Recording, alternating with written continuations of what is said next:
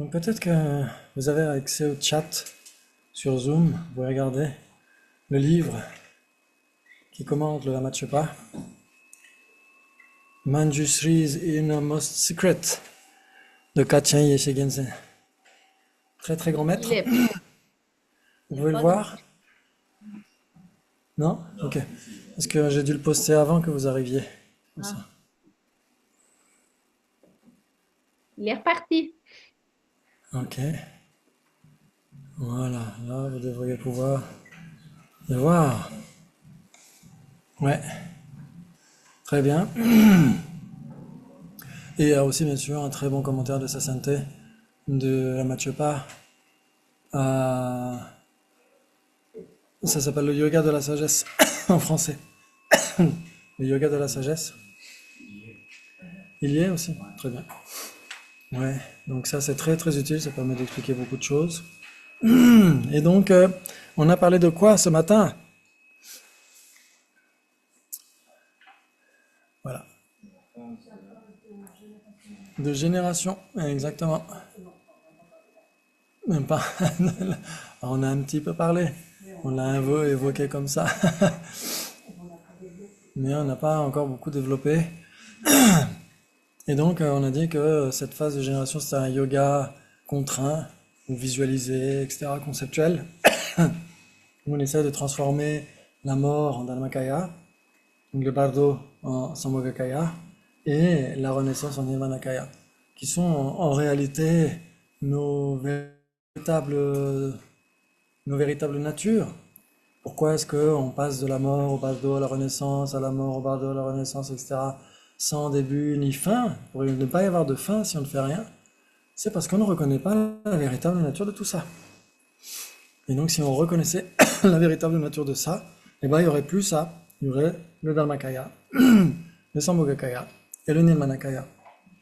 Et donc il y a des corrélations dans les textes, ça parle des 9 mélanges, surtout dans les textes de Guhya Samaja, les 9 mélanges où on essaie de reconnaître la véritable nature du sommeil profond en corrélation avec la mort et le Dharmakaya, le sommeil paradoxal avec l'état intermédiaire et le Sambhogakaya, et l'état vigile avec la renaissance et le Nirmanakaya. 3, 3, 3, les 9 mélanges. On essaie de reconnaître en réalité ce que c'est. Ouais, et donc si on ne reconnaît pas la véritable nature de tout ça, eh ben on est un être ordinaire qui éprouve ces états associés à la confusion, etc., etc. Ouais, très bien. Et donc la phase de génération, pardon, la phase de génération permet de reconnaître la véritable nature de tout ça, et surtout bien sûr la nature ultime, la vacuité de tout ça. Ouais. Comme on a dit, on s'entraîne à observer les différentes dissolutions que j'ai postées. Merci Camille de me l'avoir reposté. Je l'ai reposté sur le WhatsApp. Le tableau des dissolutions, etc. Et donc, plus on se familiarise avec tout ça, plus on le garde à l'esprit forcément. Ouais, donc, en fonction bien sûr des déités ou des syllabes germes ou simplement des visualisations plus abrégées, comme dans Vajravairava par exemple. Ok. Mais en effet, idéalement, comme on a dit, si on comprend Guhya Samaja, on comprend les autres tantras. Ouais, donc, parce qu'il est le plus explicite par rapport à différents points. Très bien. Et donc on a dit, oui, je crois, Ganondrupa Martini, non? Sur Ganondrupa Martini et Genève, il n'y avait pas un slash Genève aussi? Ok, donc je le reposterai. Je le reposterai sur Ganondrupa Martini. Non, non, c'est peut-être moi qui l'ai mis sur un. Je l'ai peut-être mis sur le WhatsApp de, je sais pas, du Conseil de sécurité des États-Unis. Oui, exactement. Exactement, parce qu'ils ont eu des fuites dans leur WhatsApp et tout ça, donc imagine. Ok, très bien. Et donc, euh, on a parlé des deux premières étapes. Donc, on fait les dissolutions, donc on visualise bien sûr, il y a le mandala, dans lequel se trouvent les déités qu'on va visualiser. Elles vont être résorbées dans notre corps, nous, la déité, et elles vont se dissoudre pour qu'on puisse visualiser les différentes étapes de dissolution jusqu'à la claire lumière. Et ensuite, de cette claire lumière, au lieu d'avoir le bardo, on va avoir des syllabes germes, comme on a dit, les 5 abhisambodhis, les 5 éveils manifestes, etc. Ouais, dans les tantras pairs. Très bien, et donc ça c'est pour transformer le bardo Sambhogakaya. Et une fois que c'est fait, donc la déité du Sambhogakaya, on pourrait dire, donc le héros primordial, on peut l'appeler comme ça, parce qu'après il y aura le héros résultant qui sera le Nirmanakaya. Le héros primordial à nouveau va envoyer des rayons de lumière dans toutes les directions, inviter tous les Bouddhas de toutes les directions, etc. Et à nouveau manifester une déité complète, et donc c'est la déité complète qui transforme la Renaissance en Nirmanakaya. Ouais. Donc si en fonction de la déité quelle qu'elle soit, si par exemple au début vous vous visualisiez avec juste 2 bras alors qu'elle en a plusieurs, plus que 2, et ben au final elle doit avoir tous les bras. Ouais. Qu'il s'agisse de Kalachakra, Chakra Samvara, Vajrabhelava, Guhya Samaja, etc. Si au début la personne se visualisait avec juste 2 bras et un visage, à la fin elle doit avoir exactement le nombre de bras et de visages exactement comme sur la représentation finale, on pourrait dire. Ouais, parce qu'il y a tout un symbolisme aussi derrière tout ça. Très bien. C'est pas toujours 1000 bras. Ça peut être, par exemple, Kalachakra, il en a combien? 24? 3 x 4, 12, oui, 24. Et Vajrabhelava, je crois que c'est 37, 38. C'est combien, Corinne? 30 micros à couper. Alors, il a 16 jambes, mais alors pour les bras, 34, je crois. combien? 34? 34, voilà, merci beaucoup. Je crois, hein, je le récite tous les jours, mais Ok, c'est pas grave. Et Guhya Samaja en a 6. Ouais, Chakra Samvara 12 normalement. Ok, très bien. Donc après, en effet, c'est en fonction de la déité en particulier, il y a une symbolique très forte derrière. Ok, très bien. Et le nombre de visages aussi. Ouais, c'est très important de garder tout ça tel que c'est mentionné dans le texte. Normalement, on se familiarise avec la sadhana, on la lit encore, encore et encore, et après, si on peut la connaître par cœur, c'est encore mieux. Si elle est abrégée, parce que si elle est longue, la connaître par cœur, c'est plus rare. C'est plutôt des grands maîtres qui connaissent par cœur une sadhana longue. Mais après, pourquoi pas, si vous avez une bonne mémoire. Très bien. Ok. Et donc ensuite, c'est là où on pourrait dire que la première phase de la phase de génération a été faite. On a d'abord le Adi Yoga, le yoga initial. Ensuite, il y a le roi du mandala, Mandala Rajagri Samadhi, le samadhi du roi du mandala.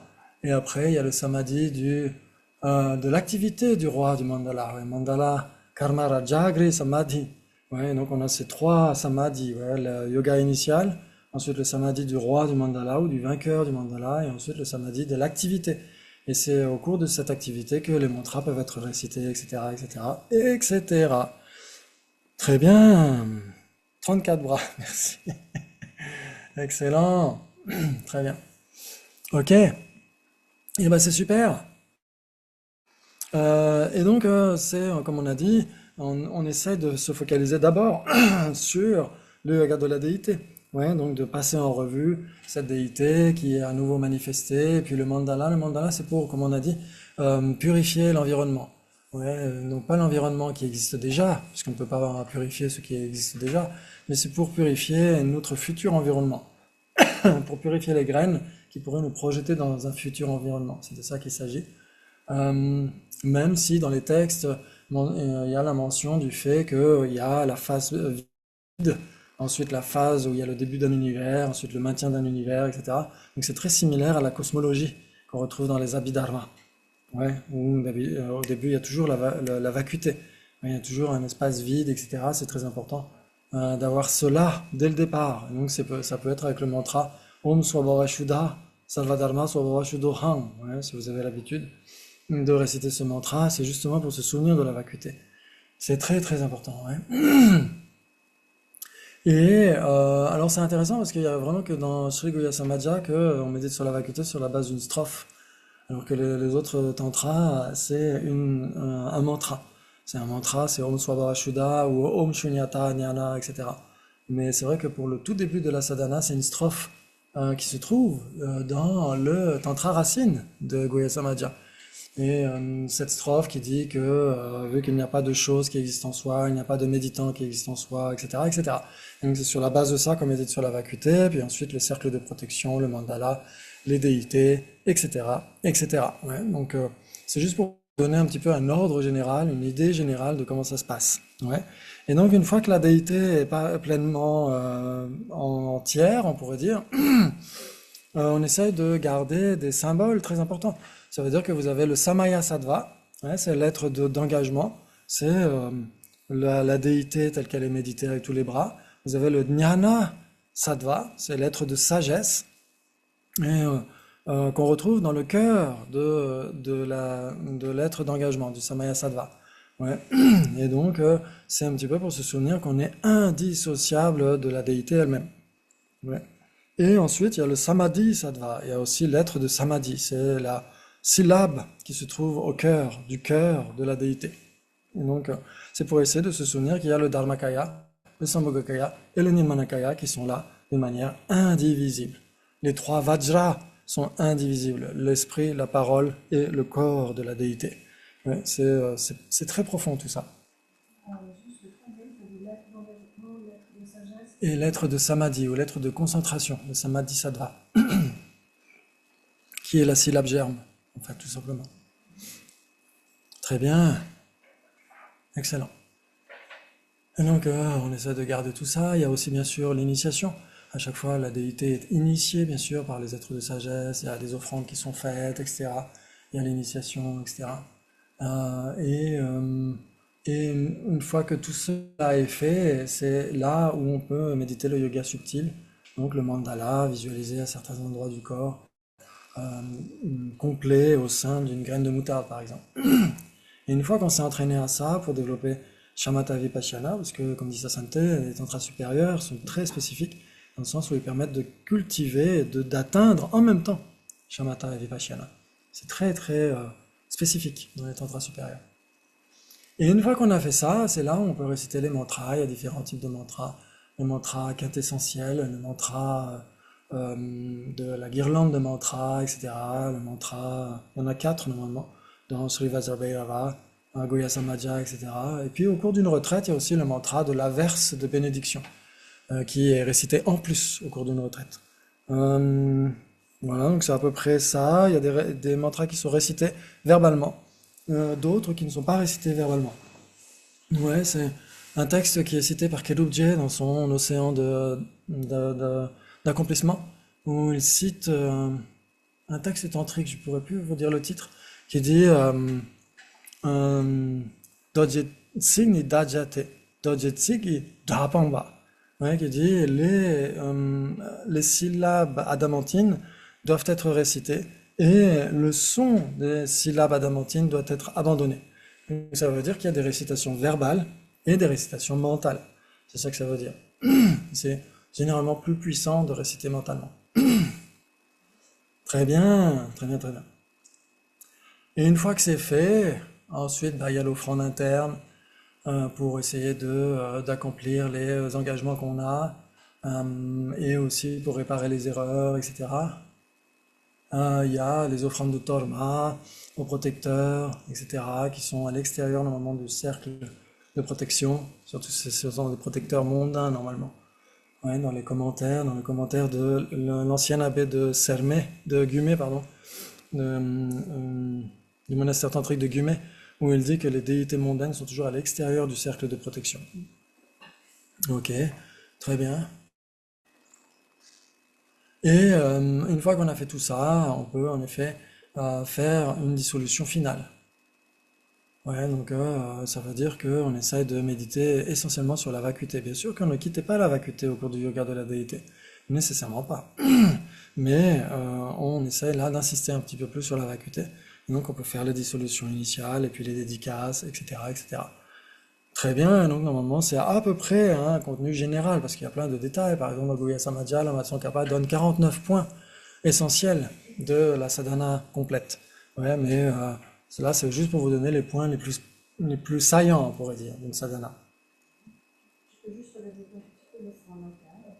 Oui, alors l'offrande interne, normalement, dans les tantras supérieurs, parmi les vœux associés à Amoghasiddhi, euh, oui, par rapport aux vœux d'Amoghasiddhi, offrande externe, interne, secrète et d'incité. Et donc, dans les tantras supérieurs, normalement, il n'y a pas dans les autres tantras. C'est vraiment dans les tantras supérieurs où on utilise un kapala, par exemple, un ustensile spécial, comme au cours du Lama Tshepa. Et donc, c'est pour essayer de transformer les agrégats et les éléments. Pour essayer de garder à l'esprit le fait de transformer les agrégats et les éléments. Donc, on visualise les agrégats sous certaines formes de viande, de différents types de viande, et les éléments sous la forme de différents types de substances, et on essaie de tout purifier. C'est essayer de garder à l'esprit la pureté totale résultante, de l'employer sur la voie. Et donc on bénit toutes ces substances qui deviennent les 5 lampes et les 5 crochets, comme dans le Lama Tshepa. Dans le Lama Tshepa, on fait l'offrande interne, il y a marqué les Jomang, Alaso, etc. etc. Ouais. Il y a les 5 lampes et les 5 crochets. En fait, les 5 lampes, c'est pour quoi? C'est pour illuminer les siddhis, les accomplissements. Et les crochets, c'est pour les attirer à soi. C'est pour ça que ces nectars, on les appelle les 5 lampes et les 5 crochets. Et donc, l'offrande interne, c'est ça veut dire qu'on purifie les agrégats et les éléments. Il y a différentes visualisations, hein, bien sûr, mais on essaie de consacrer tout ça, et ensuite, une fois que c'est transformé en nectar de félicité vacuité, on les offre à notre gourou, etc., à tous les maîtres de la lignée, et ensuite à tous les yidam pratiqués par tous les maîtres de la lignée, tous les yidam pratiqués par notre gourou Racine, et tous nos yidam à nous. Donc ça peut être une excellente façon de leur demander pardon si on n'a pas le temps de tous les pratiquer.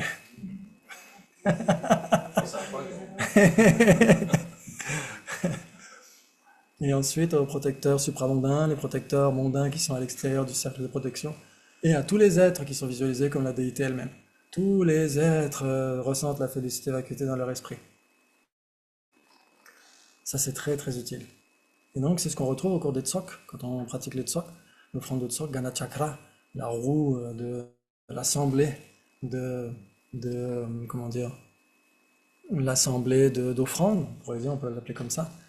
C'est ce qu'on visualise à chaque fois. Si vous pratiquez un tsok, c'est toujours très très important de garder le fait qu'on offre la félicité vacuité à tous les gourous, tous les yidam, tous les dharmapalas, toutes les déités, et tous les êtres, sans exception. Tout le monde participe à ça. Tout le monde génère la félicité vacuité dans son esprit.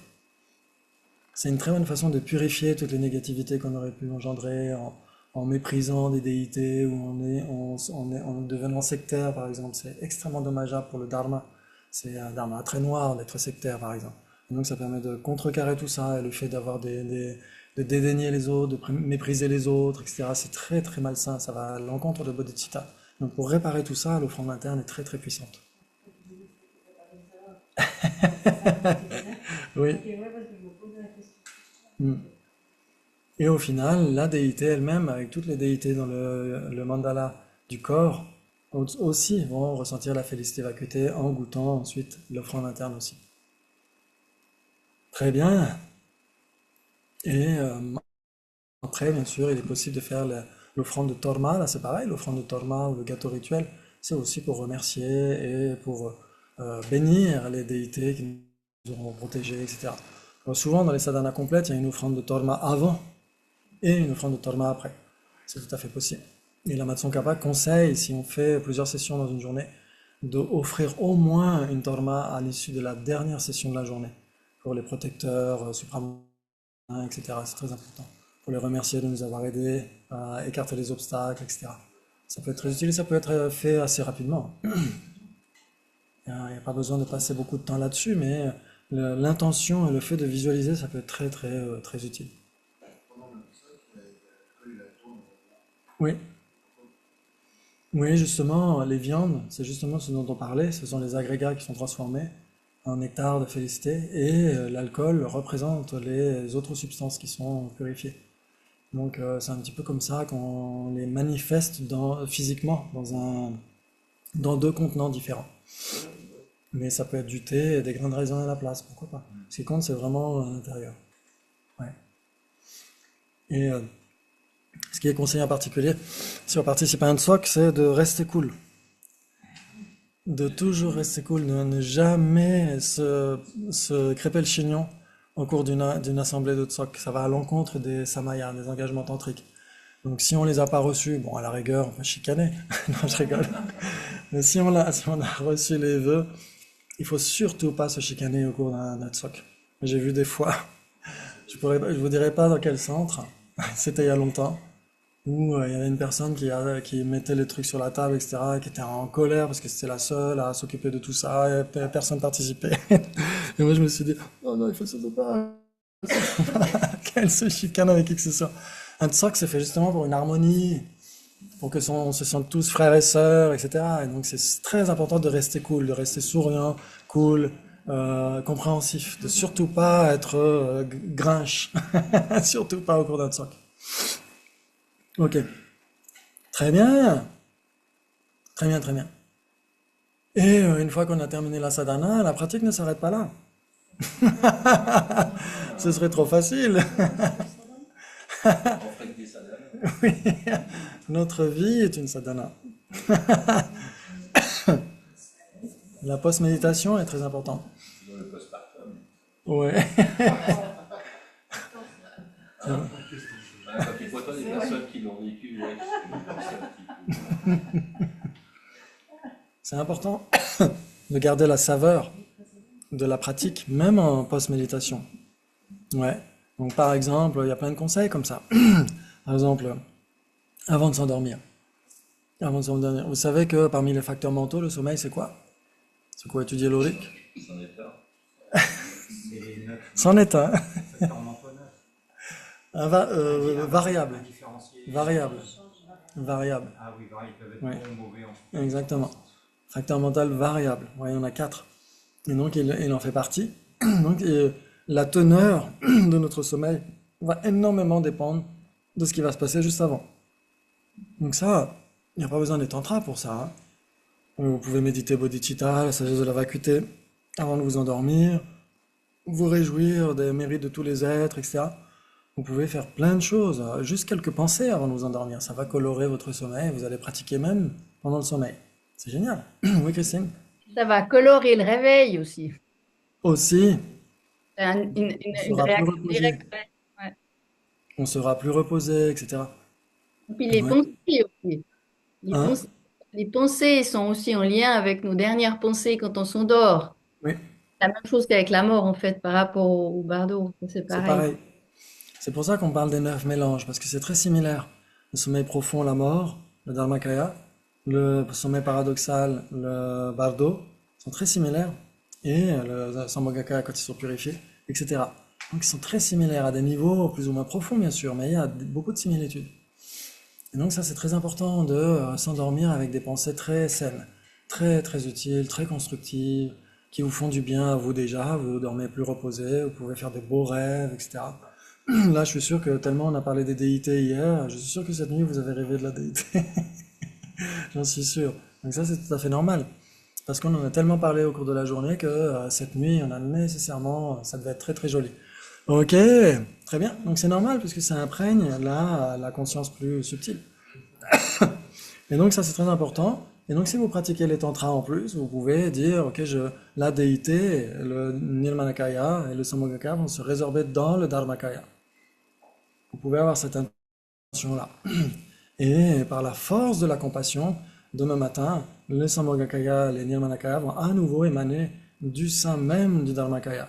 Vous pouvez avoir c'est exactement la même façon de parler que ce qu'on vient d'évoquer, mais du point de vue tantrique. Où on prend le fruit sur la voix. Ouais, quand vous entendez le réveil, ce n'est pas un réveil que vous entendez, ce sont les Dakini qui chantent des symphonies pour vous élever du Dharmakaya. Non.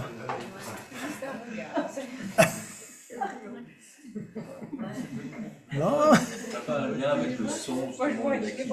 mais ce serait super. Pourquoi pas? Pourquoi pas mettre un chant de Dakini en sanskrit ou, Ou Yuto. ou des... Ou Yuto. ou les moines de Goethe, etc., ou n'importe quelle symphonie qui vous plaît, etc.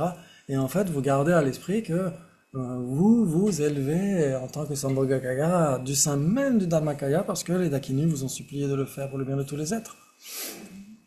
Ouais, c'est ce qui se passe d'ailleurs dans la sadhana de Goya Samaja, quand il y a eu une dissolution.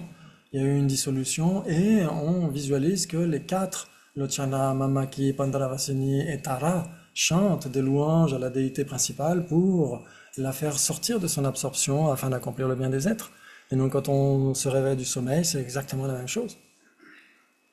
Donc c'est très très beau, c'est très inspirant. Et donc la première chose qu'on essaie de faire avant même de poser le pied par terre, c'est de réciter le mantra de la déité pour le bien de tous les êtres. Et de redévelopper bodhicitta pour le bien de tous les êtres, non? Ou la prise de refuge. Exactement. Avant même de poser le pied par terre. C'est juste magnifique. Se dire, mais pourquoi je vais poser le pied par terre? Pour le bien de tous les êtres. Qu'est-ce qui vaut plus que ça? Qu'est-ce qui vaut plus que le bien de tous les êtres? À qui on doit tout? À qui nous ont tout donné? Ce corps, cet ordinateur, ces nourritures, ces vêtements. C'est cet esprit. C'est juste magnifique. Et donc bien sûr qu'au début on oublie. Bien sûr. Donc il ne faut pas s'en vouloir, il ne faut pas culpabiliser. Ah, j'ai oublié tout ça. Non, c'est tout à fait normal. Mais à force de s'entraîner, si jamais un jour vous vous réveillez et que vous allez vers le petit-déj en oubliant de développer bodhicitta, vous allez dire, ah, il manque quelque chose. Là, c'est très simple. Là, c'est très utile parce que ça veut dire que le travail se fait dans votre esprit. Ça a l'air de rien, mais en réalité, c'est que de l'entraînement. Que de l'entraînement. C'est juste magnifique. Donc ça, c'est très utile. Donc, essayez d'avoir cette attitude-là. Et aussi, quand on prend sa douche. Quand on se prend sa douche, on reçoit l'initiation. On reçoit le nectar de félicité, couleur arc-en-ciel, de tous les êtres de sagesse, etc. Ça purifie tous les défauts de nos nadis, de nos canaux. Ça purifie tous les défauts qu'il pourrait y avoir dans nos bindus, dans nos gouttes, etc., etc. Ça purifie toutes nos négativités. Cette lumière, ce nectar de lumière arc-en-ciel qui vient du pommeau de douche, eh ben, c'est l'initiation qui est accordée par tous les Bouddhas de toutes les directions. Ça, c'est juste magnifique. Ce n'est plus simplement prendre sa douche. Il peut faire la même chose s'il donne la douche à quelqu'un, Aussi. en pensant qu'elle est la déité. Exactement. Tout à fait. Tout peut être transformé.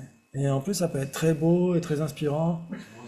Et c'est plus simple, et c'est plus simplement, mais tout, absolument tout. Tout, absolument tout. C'est ça, faire feu de tout bois. C'est ça. C'est ça, faire feu de tout bois. Moi, quand j'avais écrit mon testament en alexandrin, le dernier verset, c'était faire feu de tout bois. Justement parce que c'était un clin d'œil tantrique. Ça veut dire tout transformer, tout utiliser sur la voie, tout, absolument tout. C'est ça que veut dire faire feu de tout bois. Et bien, c'est exactement ça dans les tantras. Tout est utilisé. Ça veut dire que de l'extérieur, ça n'a l'air de rien. On a l'air d'être quelqu'un de tout à fait banal, lambda, etc. Mais à l'intérieur, oui, Busoku, exactement. Mais à l'intérieur, tout est différent. C'est juste magnifique. Et ensuite, la nourriture. Oui, Christine? Et Lama-Zopa, il a écrit plein d'idées, en fait, quand on ferme une porte, quand on ouvre une porte. Lama-Zopa, il a écrit plein d'idées à faire dans son quotidien, en fait. Fermer tous les royaumes inférieurs, ou les libérer, ou tout ça, chaque fois Tout à qu'on fait. ouvre une porte. Il y a Ouais. plein. Il y a des Dilgo livres. Khyentse Rinpoche aussi, ouais. Dans l'esprit du Tibet, par exemple, il y a un texte où il dit ça, ouais. Ouais. Et donc, la nourriture, comme on a dit, ouais. La nourriture, c'est pas juste bouffer.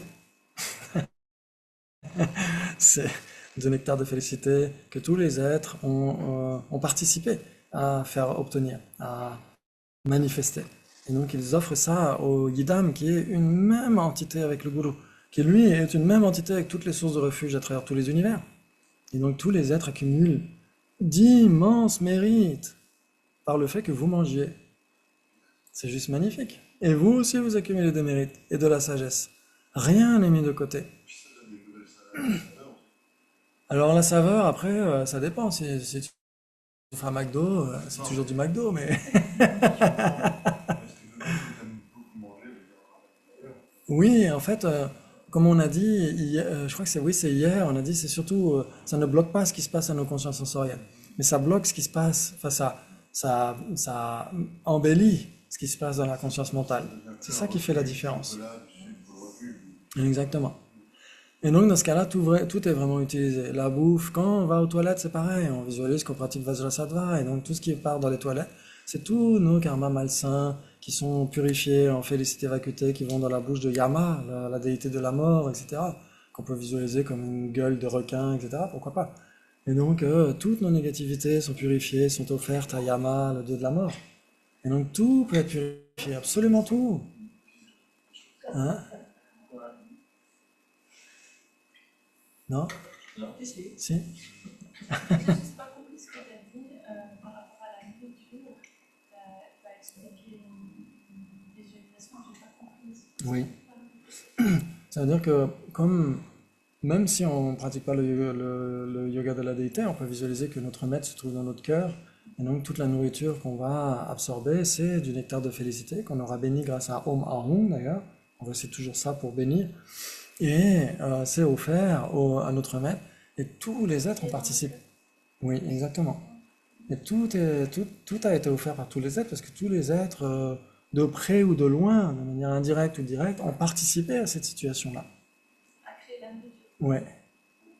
C'est-à-dire que Donc, c'était en fait, vraiment... ils sont bénis du fait qu'on leur promet. Exactement, en leur nom. En leur nom. Exactement. Et si on visualise le maître à l'extérieur et qu'on leur le Ça repas, va aussi. c'est pareil. Ça va aussi. Sauf que là c'est vraiment très spécifique, parce que on en tire des bienfaits aussi. Ça veut dire qu'on ne se nourrit pas que de nourriture grossière, mais on ne se nourrit que d'offrandes internes. Et c'est ce que disait Lama Zopa Rinpoche. Il disait pourquoi nous, les Tibétains, on vieillit très peu. Par exemple, regardez Jado Rinpoche. Jado Rinpoche qui a une soixantaine, il donne l'impression d'avoir 40-45. Parce que lui, il n'absorbe que de la nourriture, que de l'offrande interne, que de nectar de félicité dans son esprit. Et donc forcément, ça joue aussi sur les mitochondries, etc. Et ça joue aussi sur le... C'est juste magnifique. Et donc en réalité, on en tire des bienfaits. C'est plus uniquement juste du chocolat ou juste du pain, etc. C'est bien plus que ça. C'est extrêmement nourrissant pour le corps. Après, il y a d'autres visualisations qui peuvent être faites. Il y a les 4 éléments qui peuvent être visualisés dans le corps de la déité. On extrait l'essence des nutriments, etc. Puis après, le reste est brûlé, consumé, etc. Alors, il y a plein de trucs à faire, mais je ne vais pas vous donner trop de détails, mais au moins pour dire qu'on peut tout utiliser. Ouais, ça c'est très important. Et donc, après, quand on va dehors, on visualise qu'on passe de terre pure en terre pure. Quand on descend les escaliers, on va dans les enfers pour aider tous les êtres. On monte un escalier, on monte tous les bhoumis, jusqu'à accomplir le bien de tous les êtres, etc. On peut toujours utiliser tout. Mais la musique aussi, mais tout. Quand je dis tout, ça veut dire tout. Ça veut dire tout. Tout, ça veut dire absolument tout. Ouais, vous êtes d'accord? Que tout, c'est pas juste un petit peu quelques trucs et pas d'autres. Tout, ça veut dire tout, exactement. Tout peut être utilisé. Tout ce qui vous arrive dans la vie. Ok? Et donc, dans ce cas-là, ça veut dire que la sadhana, elle est transportée jusqu'à votre vie au quotidien. C'est pas juste je pratique la déité quand je fais la sadhana. Bien sûr, c'est très utile parce que tout le reste du temps, on bosse, on fait autre chose et donc on oublie. Donc, c'est quand même très utile d'avoir quelque chose de régulier sur le coussin. Mais idéalement, c'est aussi de se souvenir de tout ça, même en post-méditation. Est-ce que c'est correct également, parce que j'ai l'impression que ça dépend des fois de l'importance, ça dépend des contextes, une fois qu'on est sorti de la sadhana, sorti du dharmakaya, compassion pour les êtres, est-ce qu'on peut se revisualiser en déité Normalement, c'est nécessairement le cas. et accomplir du coup nos activités avec cette notion qu'on essaye de faire le bien Oui. pour les êtres? Normalement, c'est nécessairement le cas. Il doit y avoir, par exemple, même dans les Kriya Tantra, c'est mentionné. Par exemple, si tu lis, par exemple, les textes de Bukha Rinpoche sur Charezik, par exemple, sur le yoga de la déité, c'est-à-dire Avalokiteshvara, il le dit, une fois qu'on a fait la dissolution, on réapparaît, toutes les formes sont le corps de la déité, tous les sons sont le mantra de la déité, toutes les utilisations sont des efflorescences du Dharmakaya, etc. Donc ça veut dire que oui, on doit nécessairement réapparaître sous la forme d'une déité, mais ça peut être une déité plus simple. Souvent, c'est une déité à 2 bras et un visage. alors que la déité de la sadhana peut avoir plus de bras, plus de visages. Mais en général, c'est simplifié pour la post-méditation, parce que c'est plus facile, tout simplement. Si on fait ça, on se visualise comme la vérité, on fait des conneries. Alors, si on fait des conneries, est-ce que c'est plus grave? Parce on est malgré tout pas une déité. Même si on se visualise comme une déité, on est malgré tout pas encore une déité. Si on était vraiment une déité, on pourrait pas faire de conneries. Aucun Bouddha pleinement éveillé ne fait de conneries. Après, il fait toujours il souffre avant. Parce qu'il dit qu'en fait, il ne faut surtout pas garder une déité, par exemple, visualiser autour de notre tête, en sortant de notre tête, exactement l'inverse de ce que tu dis, en disant que la raison, on est que si on se met en colère, en fait, on a qu'une un karma négatif, gigantesque. Donc, Ok. il vaut mieux dissoudre. C'est vrai que moi, je n'ai jamais entendu un autre maître qui dit ça. Parce que ça, vous retrouvez ça dans les textes, hein. Moi, ce que je raconte là, vous pouvez tout vérifier. Tout vérifier dans les textes. C'est comme la pratique du la médecine. Mm. Je crois qu'il y a une histoire qui dit que tous ceux qui me voient, me touchent, m'entendent, puissent être bénis à. Oui. En bénéfice. Ouais. Exactement. Ça ne veut pas forcément dire qu'on transforme en Bouddha, ça veut dire que même en étant être ordinaire, tout ce qu'on va faire, puisse-t-il être pour le bien de tous les êtres. C'est pas nécessairement se revisualiser en déité. Pour moi, c'est le cas. Je comprends, mais ce que je fais, c'est que je visualise sous la forme de la Oui. médecine. C'est plus facile. Parce que ne pas se visualiser sous la forme de la déité, c'est un manquement des engagements sacrés, c'est un manquement au samaya. Du tantra. Du temps. Oui. Oui, parce que en dehors des tantras, il n'y a pas de samaya en réalité. Il n'y a que dans les tantras qu'il y a un samaya. Et quand on a reçu une déité en particulier, on est censé continuellement. Il y a c'est ce qu'on avait dit la dernière fois, il y a quelques étudiants, quelques pratiquants des Kriya Tantra qui ne peuvent pas faire l'autogénération. Et donc, il y a des pratiques tantriques qui s'adressent principalement à ceux qui doivent faire le yoga de la déité. Mais ça ne veut pas dire que ce soit les plus nombreux. Les plus nombreux n'arrivent pas à se visualiser comme étant la déité, donc ils la visualisent en face. Il y a uniquement la génération en face.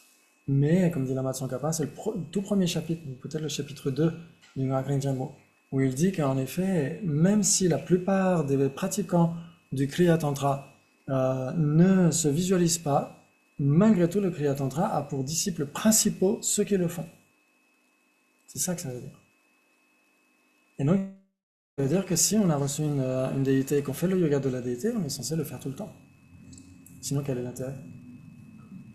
Moi, je trouve ça logique aussi. J'ai jamais compris cette pensée. Mm. Donc, je pense que c'est peut-être dans un contexte particulier, il a peut-être voulu dire quelque chose de particulier. Après, est-ce que c'est mal passé dans la traduction ou Je suis pas sûre, il le pense dur comme ça, Ouais. il le répète à chaque fois. Non, ça.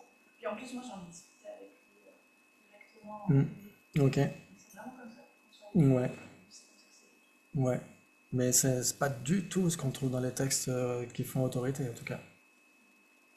C'est tous ces textes-là, et tous les textes de Lama Tsongkhapa, Abhayakara Gupta, Buddha Guya, Shakyamitra, etc., tous ces textes-là, dans la tradition indo-tibétaine, c'est vraiment c'est l'autorité, quoi. Donc après, mais ouais, mais oui. C'est pour ça, par exemple, même il y a souvent ce récit de la Mahatisha, quand il était allé au Tibet.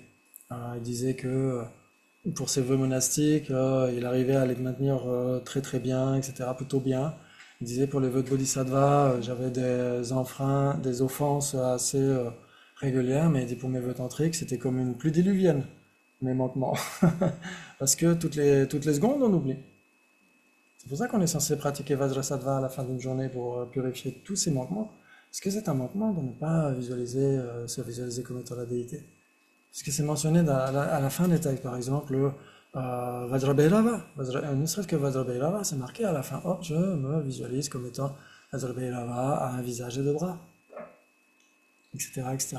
Il y a la fin de la sadhana. Ouais. Au début et à la fin, même quand elle est terminée, quand il y a eu la dissolution, etc. Ouais, et oui. Sinon, ce serait un petit peu. Sinon, ça fait. Ce serait comme si on disait, ah oui, un petit peu comme si on ne savait pas. Ah oui, je suis la déité, et puis en fait, non, je suis pas la déité. Ah oui, si, je suis la déité, mais en fait, pas vraiment. Donc, c'est comme si on pouvait pas décider. Ouais, ça devient un peu comme ça. Et donc, idéalement, c'est quand même de se dire, ok, je suis encore un être ordinaire, mais je dois me visualiser comme dans la déité. Parce que sinon, tout le reste de ce qu'on vient mentionner, de mentionner, par exemple, recevoir l'initiation quand on prend sa douche, le fait de, d'émerger du Dharmakaya, la demande d'Akini, etc., tout ça ne tient plus s'il n'y a pas de yoga de la déité. Ça tient plus. Faire sans initiation comme ça. Mais ça n'a aucune raison. Pourquoi on entraîne l'esprit, on remplace petit à petit des pensées mentales non vertueuses par des vertueuses? Oui, mais ça n'a aucune raison s'il n'y a pas un yoga de la déité. Si on dit, ok, les Dakini supplient le Bouddha de s'élever du Dharmakaya, etc., mais en fait, il n'y a pas de Bouddha. Il y a juste moi. Quel est l'intérêt de visualiser les Dakini? Autant juste méditer Bodhicitta et c'est déjà... c'est déjà énorme. C'est quand même un événement, puisque tous les jours, on commence à changer. Ouais, mais ça devient incohérent si on dit les Dakini supplient la déité principale de s'élever du Dharmakaya, mais en fait, il n'y a pas de déité principale qui s'élève du Dharmakaya. Il n'y a aucun intérêt, ça devient incohérent. Il faut qu'il y ait une cohérence, une congruence dans tout ça. Ça veut dire que si, en effet, dès le matin, on se dit ce sont les Dakini qui chantent le réveil, etc., le réveil du roi, il faut qu'il y ait un roi. S'il n'y a pas de roi, s'il y a juste moi, quel est l'intérêt de visualiser des Dakini? Donc autant simplement méditer Bodhicitta, la sagesse de la vacuité, c'est déjà bien assez. Il y avait Christine aussi, non? Oui, c'était le pourquoi des yogas de la déité en 4 sessions ou 6 sessions aussi, enfin, pour pratiquer le plus Oui, possible. Mais c'est vrai que le plus régulièrement possible. quand tu travailles toute la journée, pour certains, c'est compliqué, c'est sûr. Oui, Souvent, on fait le matin, puis le soir, puis la journée, voilà, quoi. Mais voilà, c'est pas... exactement. Et si la journée, on peut à nouveau se souvenir de tout ça, de méditer la sagesse de la vacuité qui se manifeste sous une forme pure et parfaite pour le bien de tous les êtres, et là, en effet, on a aussi tous ces conseils qui sont donnés dans tous ces commentaires tantriques qui font autorité, comme quoi on est censé aussi amener la saveur de la sadhana, même en dehors de la pratique effective. Sinon, il n'y aurait pas tous ces conseils. Il n'y aurait pas la nécessité de visualiser tout ça. Il suffirait simplement de visualiser, ok, je prends ma douche pour le bien de tous les êtres. Voilà. Il n'y a pas besoin de dire, ok, je reçois l'initiation de ces nectars de félicité arc-en-ciel de la part de tous les jnana sattva, etc. Il n'y aurait aucun intérêt. Là, il y a un intérêt spécifique parce que on est l'être d'engagement. Et les êtres de sagesse viennent nous bénir, etc. et se fondre en nous. Et donc, on devient indivisible. Donc, c'est un rappel à chaque fois. Mais en effet, si on disait non, il faut plus se visualiser à l'issue de la sadhana, ça irait vraiment à l'encontre de tous les commentaires, tous les textes qui font autorité, ça poserait vraiment question. Même pour le Kriya Tantra, donc. Ouais, C'est la même chose. Donc. tout à fait. Les Samayas, comment déjà au Kriya Tantra. Exactement. Sauf pour ceux qui n'arrivent pas, comme on disait, à faire le yoga de la déité, qui sont la plupart des pratiquants, mais ce ne sont pas les pratiquants auxquels s'adressent les Kriya Tantra, principalement. Pardon. Ça dépend. Ça dépend, il y a des déités de plusieurs classes de Tantra. Une fois, il y avait des moines qui étaient venus à Blois, qui avaient fait un mandala de Bouddha de médecine. Et ils avaient dit qu'il y avait un Bouddha de médecine selon plusieurs classes de Tantra. Et Tara, c'est pareil. Tara, le rituel qu'on fait à la FPMT, c'est Tantra supérieur. Mais on peut faire aussi une pratique du Tara dans les Kriya Tantra. Et si on n'a pas d'initiation? Alors, si on n'a pas l'initiation, on ne doit pas faire le yoga de la déité de toute façon. Mais comme, par exemple, Le yoga de la déité, je veux dire l'autogénération. Ça peut être le yoga de la déité dans le sens où tu la visualises en face de toi. Dans ce cas-là, ça va. donc celui qui est dans le livre doré, le Tara, c'est du temps. Oui, Ah, ça aurait été bien ça. c'est un tantra supérieur. Il y a des signes qui montrent ça. Ça veut dire qu'il n'y a jamais d'offrande interne dans les autres classes de tantra. Oui, Donc c'est avec les Kapala. oui. Ça n'existe pas. Même si à un moment donné, c'est ça qui peut paraître choquant, c'est dans Principles of Buddhist Tantra de Kedit Senche. À un moment donné, il parle des siddhis qu'on obtient avec le Kriya Tantra, et il dit un siddhi inférieur, c'est de faire en sorte que les substances bénies dans le Kapala s'enflamment. Mais non, mais il en parle au moment de Kriya Tantra, et donc ça pose question. Normalement, l'offrande interne n'existe que dans les tantras supérieurs. Parce que dans les C'est tantras dans des supérieurs... vols en or qu'on offre à une unité frontale avant de s'auto-générer. Alors, Dans le Kriya. dans le Kriya Tantra, oui, en effet, il n'y a pas d'offrande interne, donc c'est toujours des bols ciselés en argent, en or, avec des joyaux, etc. C'est très joli. Mais ce n'est nécessairement pas des calottes crâniennes. Ça n'existe que dans le Tantra supérieur. Oui, tout à fait. Donc ça peut nous aider à reconnaître une pratique. De quel niveau elle est. S'il y a une offrande interne, Tantra supérieur. Et On ne se visualise pas comme elle est dit. si on n'a pas l'initiation, ouais. Et pourtant, le texte le dit, hein, le texte le dit, hein, de Tara. Instantanément, j'apparais sous la forme de Samayatara. Le texte le dit, non? Ouais, donc Dans on la, peut se tromper dans pendant le, tout le début. hein? On peut se tromper pendant tout le début. Jusque-là. Donc elle le dit, mais elle le dit pour ceux qui ont reçu l'initiation. Mais on a le droit de la suivre quand même. Oui. Ouais. Très bien. Ok, donc on a parlé de beaucoup de choses extrêmement profondes, extrêmement... Waouh, c'est immense. Donc, je ne sais pas s'il y a des choses supplémentaires à dire. Je pense qu'on avait vraiment l'essentiel. J'ai une question. Ouais.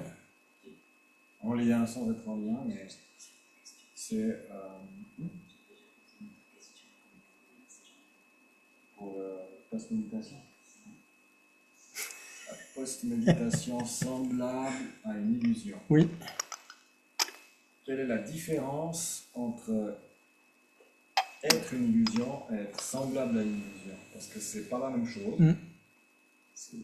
Mais tu pourrais reclarifier ça. Mm.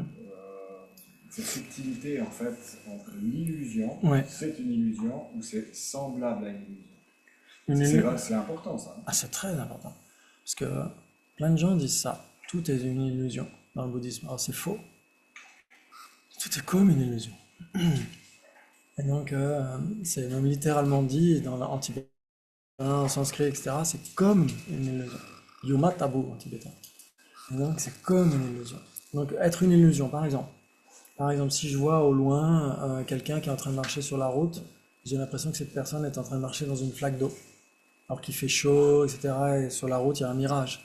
J'ai l'impression que la personne marche sur une flaque d'eau. La flaque d'eau, c'est une illusion. Ce qui est une illusion, c'est uniquement le produit de l'ignorance.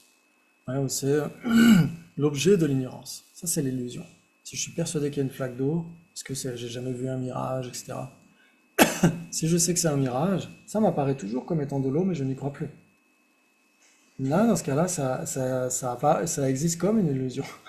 Ça veut dire que ça apparaît comme étant de l'eau, mais je sais que ça n'est pas de l'eau.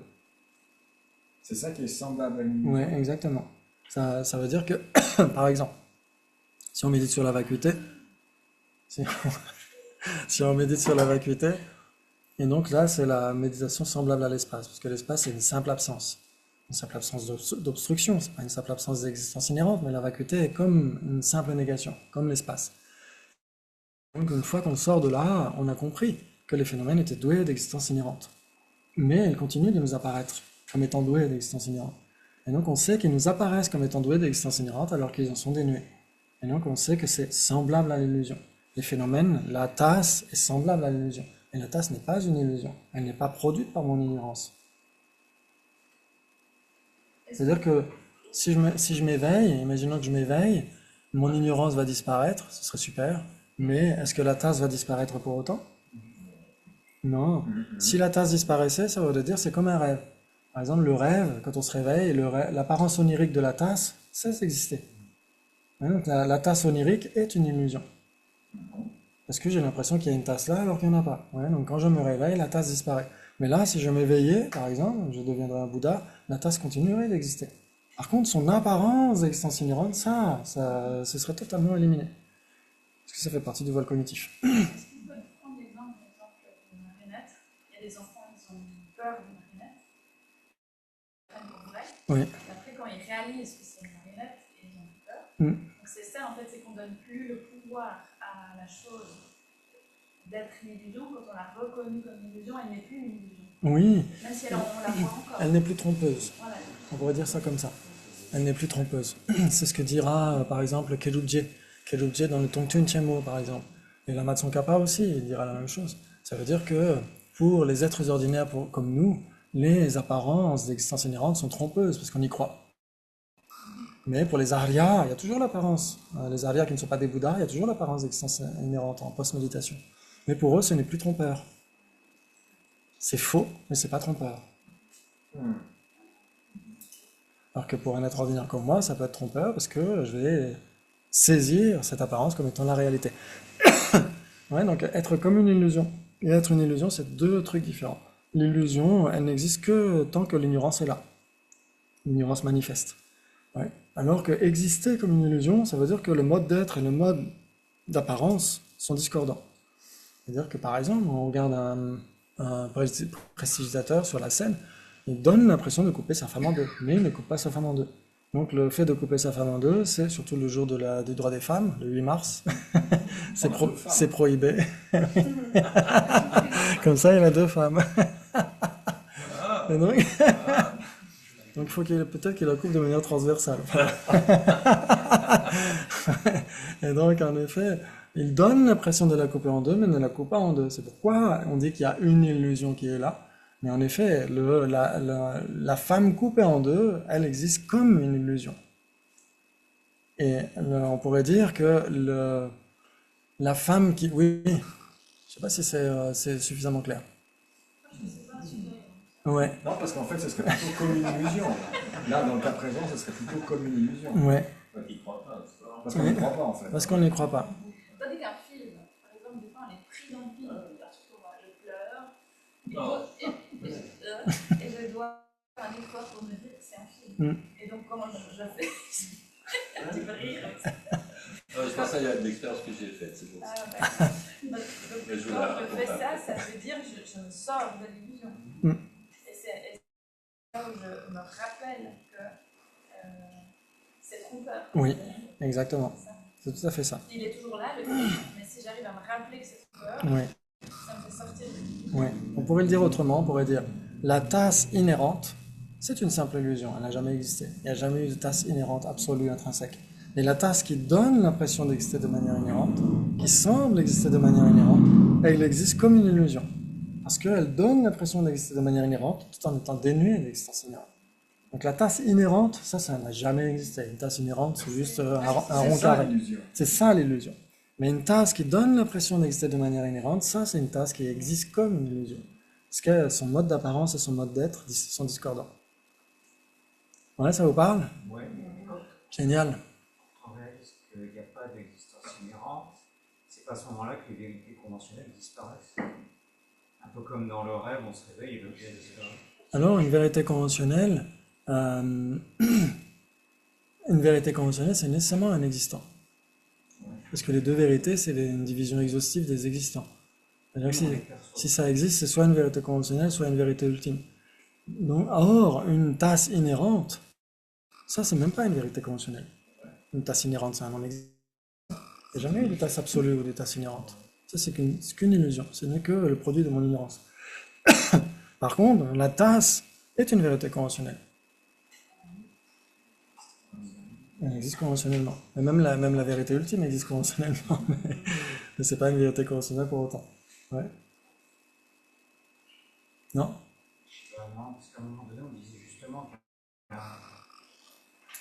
personne qui justement passe sur la voie de vision, à ce moment-là, les vérités conventionnelles disparaissent pour lui. Oui. Parce qu'il continue de voir les objets. En fait, c'est pas que les vérités conventionnelles disparaissent, c'est qu'elles n'entrent pas dans son champ de perception. Il existait.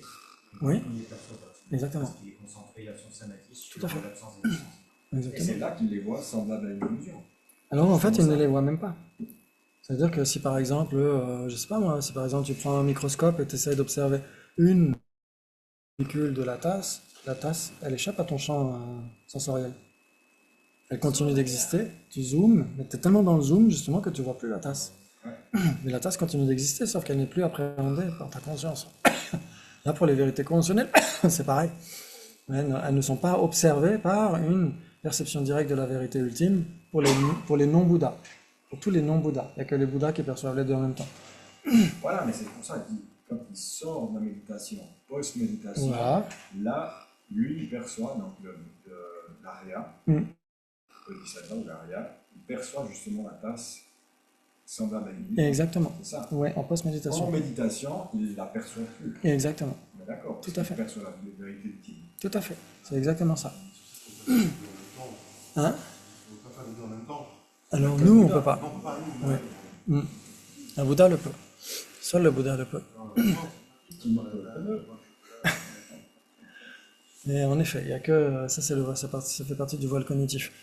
Pour les perceptions directes, pas pour les consciences conceptuelles, mais pour les perceptions directes, soit c'est une perception directe d'une vérité conventionnelle, soit c'est une perception directe d'une vérité ultime pour les non.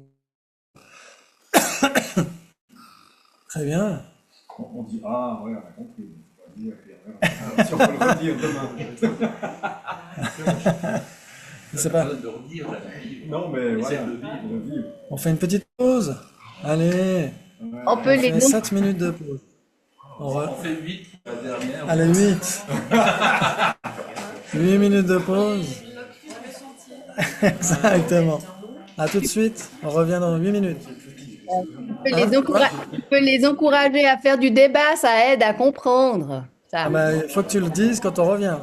Voilà, non mais c'est sérieux. Hein, Parce que là, ils sont pas attentifs du tout. Donc, il faut que tu leur dises quand on revient.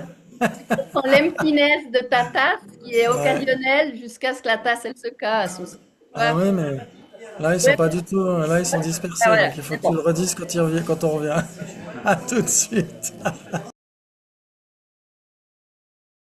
Important de Christine. Qu'est-ce que tu voulais dire, Christine? Alors, écoutez bien. C'est bête un peu. Non, je disais que d'étudier les débats, ça aide à comprendre les réalités conventionnelles, les réalités ultimes. Exactement. T'as payé combien? Exactement. Il y a des nouveaux, ceux qui Tout le parlent monde. anglais, je crois qu'ils recommencent un nouveau cursus. Hein. C'est en anglais qu'ils recommencent un nouveau Oui. cursus. Voilà. Donc ceux qui Ah, veulent pour les recommencer, anglophones. voilà. Les anglophones. Voilà, Pour les je- anglophones, on a commencé mardi dernier, pas mardi là, mais mardi là. Pour Tushita Delhi, en effet. Les débats, il y a pas mal de gens inscrits. Et les gens, oui, en fait, sur le premier cours, on ne s'en rend pas compte. Mais sur plusieurs cours, après, on se rend compte à quel point c'est très utile pour comprendre la voie médiane, pour comprendre plein de choses, l'oric, les tantras, etc. Tout ce qu'on trouve dans les textes. Les débats, c'est fait pour ça. C'est pas pour se faire des nœuds au cerveau. C'est pour clarifier les choses. C'est très, très utile. On Donc, accepte bravo. de pas savoir. On accepte de pas savoir, de faire On faux. accepte. C'est un gros truc, ça. Voilà. Exactement. On essaie de remettre en question et on essaie de garder à l'esprit une phrase magnifique d'un grand philosophe moderne qui disait dans la série Friends, c'était Joey Tribbiani, c'est la seule fois où il dit quelque chose d'intelligent. Just because you don't understand something doesn't make it wrong. Ouais, ce n'est pas parce qu'on ne comprend pas quelque chose que c'est faux. Ouais, et donc c'est exactement ça. C'est très très utile d'avoir cette ouverture d'esprit, cet esprit critique, etc. Ouais. Très bien, magnifique. Ok, et donc on a parlé un petit peu de l'essentiel, de tout ça. Est-ce que, vu que c'est la dernière session du dernier module, du dernier DB, etc., est-ce que vous avez des choses à clarifier? Oui, Christine? Ah, est-ce que tu pourrais faire une petite méditation sur la dissolution du corps?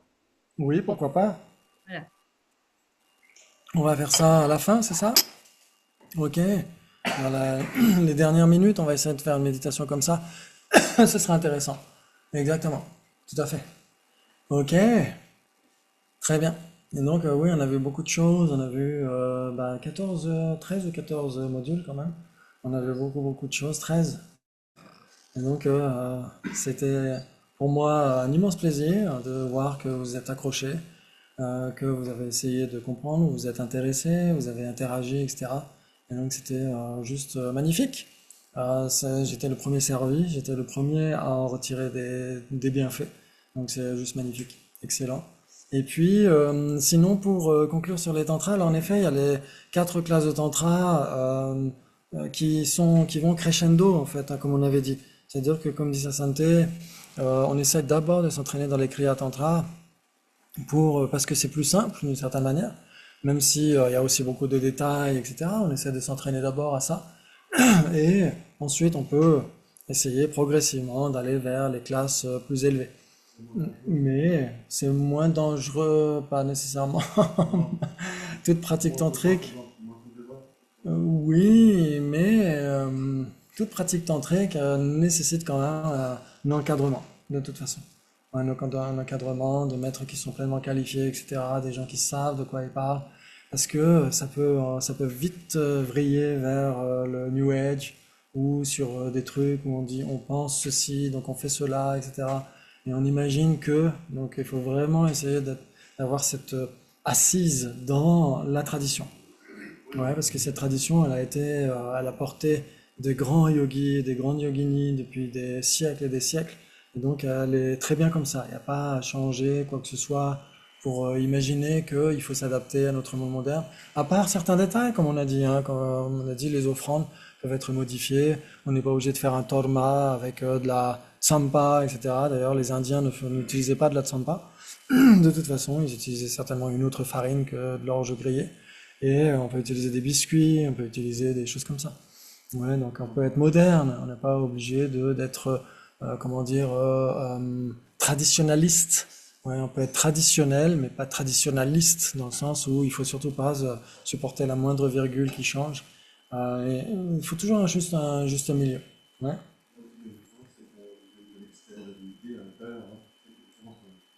Alors, comme on disait, pour les Kriya Tantra, même si la plupart des gens qui pratiquent le Kriya Tantra ne font pas l'autogénération, les disciples principaux auxquels s'adressent les Kriya Tantra, ce sont ceux qui le font. Ça, il faut bien le garder à l'esprit. Ouais. C'est exactement ce que dit Lama Tsongkhapa.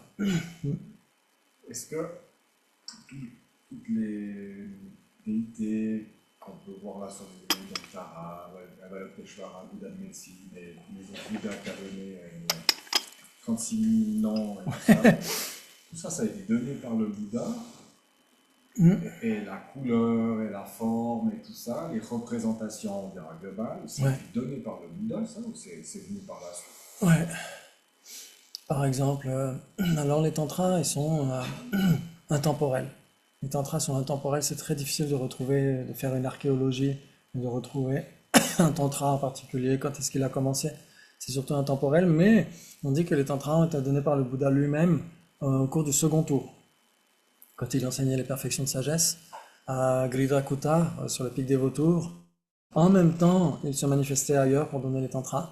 Par exemple, Kalachakra, à Maravati, dans le sud de l'Inde.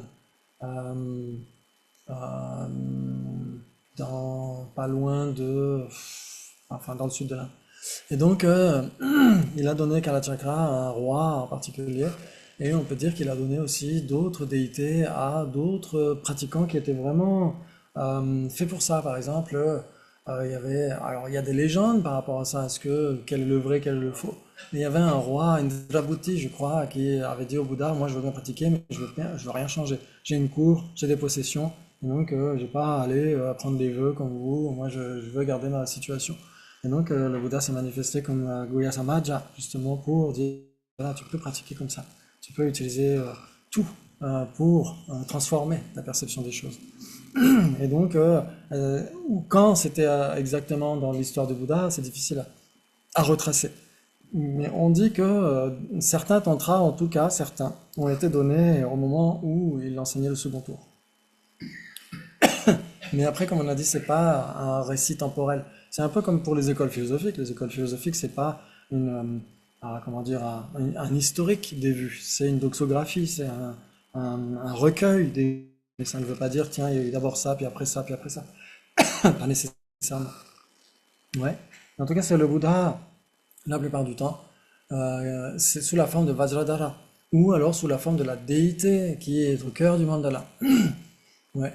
Et donc, on dit que justement le Bouddha Shakyamuni et un autre Bouddha, je ne sais plus lequel, au cours de cette ère cosmique, il y aura 1000 Bouddhas, seuls 2 enseigneront les tantras sur cette planète. Donc c'est pour ça que c'est extrêmement précieux. Les autres n'enseigneront pas le tantra sur cette planète, mais dans d'autres univers.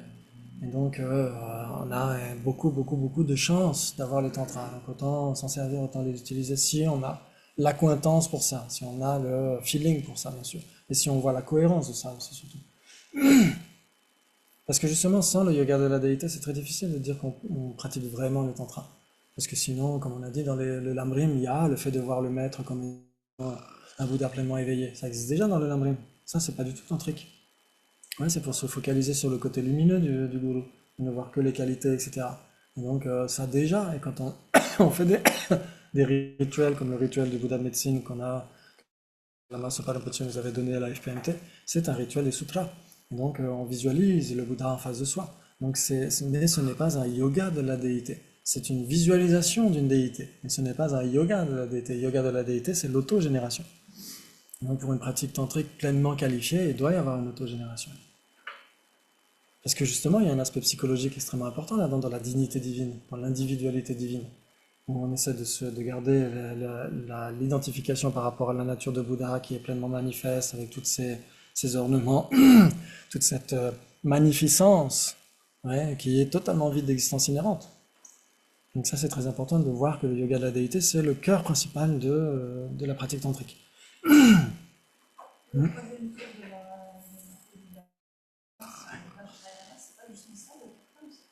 Alors, on peut dire que le Vajrayana pourrait être inclus dans la catégorie du troisième tour si on parle de la claire-lumière sujet. Ouais, comme on avait dit, dans le troisième tour, il y a tous les sutras dans la lignée du Samdhi Nirmochana Sutra pour le Chittamatra, évoquer quels sont les phénomènes qui ont une existence véritable, quels phénomènes n'ont pas d'existence véritable. Et il y a un autre ensemble de sutras dans le troisième tour de roue qui insiste sur la de Bouddha. Le Tathagata Gadvar Sutra, etc. en particulier, mais d'autres sutras aussi. Et on pourrait dire que si les tantras devaient être inclus dans les sutras, on pourrait les mettre dans le troisième tour. Mais on pourrait dire aussi, comme disait, que si on parle du Tripitaka, les trois corbeilles, Vinaya, Sutra et Abhidharma, les tantras iraient dans les sutras de toute façon. Parce que les sutras, c'est pour développer le samadhi. Et les tantras, c'est fait spécialement aussi pour ça. Et si on devait être plus précis, en effet, on devrait les inclure surtout dans le troisième tour de roue et surtout les cycles de sutras qui parlent de la claire lumière. Ouais, très bien, bah c'est super. Donc je me suis renseigné auprès de Christian Charrier et il n'avait pas traduit les questions du DB pour Vajrayogini. Et donc moi j'étais un petit peu dans la culpabilité. Je me suis dit au début je faisais des quiz sur la base des questions anglaises qui existaient sur Affiliates Uri dans la FPMT. Puis après j'avais plus le temps de faire des quiz, donc je me suis dit, j'étais un petit peu je culpabilisais quoi. Puis après j'ai demandé à Christian est-ce qu'il a traduit les questions du DB. Il dit nous on fait 100. Ah bah j'ai traduit très bien. Donc vous avez passé votre examen du DB. Avec toutes les questions que je vous ai posées. Hein? Alors à Vajrayogini, d'après ce que m'a dit Christian, il les a pas traduites. En tout cas peut-être que lui il a des questions, c'est possible. Comme moi je vous ai posé des questions.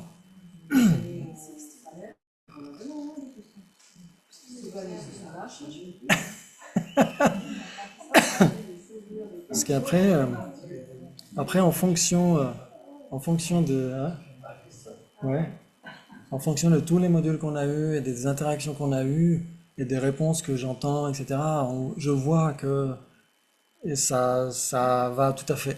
Ça va tout à fait.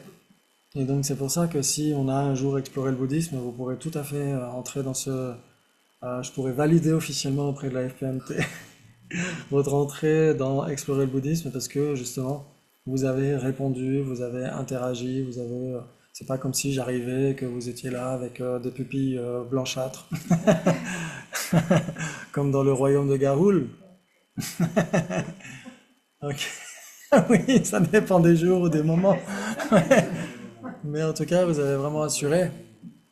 Et après, oui, si. Alors, Jean-Paul m'a dit qu'il y avait pas mal de gens qui étaient intéressés pour explorer le bouddhisme, donc on verra par la suite. Comme je disais je pense qu'il y a le fait de proposer explorer le bouddhisme, c'est une suite, j'ai envie de dire, une suite complètement ouverte à ceux qui voudraient le vivre, d'une fidélité qui a été présente par rapport au début. C'est vrai que s'il y avait juste quelques-uns, bon, c'est déjà ces quelques-uns qui ont profité, Mais vu qu'ils sont nombreux, et qu'on est nombreux, et puis qu'il y a une fidélité, parce qu'il y a quasiment la majorité des personnes ont participé à la totalité, je me dis, il y a complètement un sens de donner la place à explorer le bouddhisme. Si M. Jinpa est d'accord de le faire, mais je pense que s'il nous met à condition de participer au débat, c'est vrai que ça va être difficile quand même. Parce que pas tout le monde peut participer au débat, pour l'instant en tout cas. Mais c'est pas le cas, hein, je plaisante. C'est pas le cas, mais Non, c'est pas le le cas. débat, ça fait partie d'un des modules. Voilà, ça fait partie d'un des deux modules, ça va très bien, ça va très bien. Donc, Tu ne comprends pas. non, ben, ça va bien, si on fait ça, si on commence en novembre, moi je serai à la retraite, ça va très bien. Exact. Je serai à la retraite, ça va très bien. Donc on peut dire qu'il y a Explorer le bouddhisme qui va commencer. Et puis Jinpa va venir à fin avril, passer 2 soirées avec nous, parce qu'il va faire un week-end à Genève à fin avril. Et puis je lui ai proposé de venir passer 2 soirées, le lundi et le mardi. Tu peux redire les dates? Oui. Parce que je porte mon agenda là. Donc il va passer un week-end à Genève, à Aix-Genève ou ailleurs, je ne sais pas. On sait pas. Voilà. Il va venir passer 2 soirées ici pour justement nous parler de explorer. Qu'est-ce que c'est explorer le bouddhisme? Enfin, qu'est-ce que c'est? Ouais, c'est mieux de savoir ce que c'est avant de s'engager. Hein. C'est sûr. Je ferme, mais c'est C'est peut-être aussi un ensemble de modules et des choses comme ça. Oui. Donc ce sera les 27 et 28 avril. Voilà. Exactement. Donc c'est lundi, mardi. Hein. Voilà, tout à Lundi fait. soir, mardi soir. Et puis ça sera on va faire de 7 à 9. Comme ça on pourra poser des questions et puis on va voir si on démarre là-dedans. Et puis, vu que tu as l'agenda aussi sous les yeux, on va organiser une retraite pour les 6 derniers modules là, qu'on a vécu avec Jinpa, comme on l'avait fait pour les 6 premiers, ou les 7 premiers, je ne sais plus. Je regardais à Sorens avec Patrick et Marianne. Ça sera en.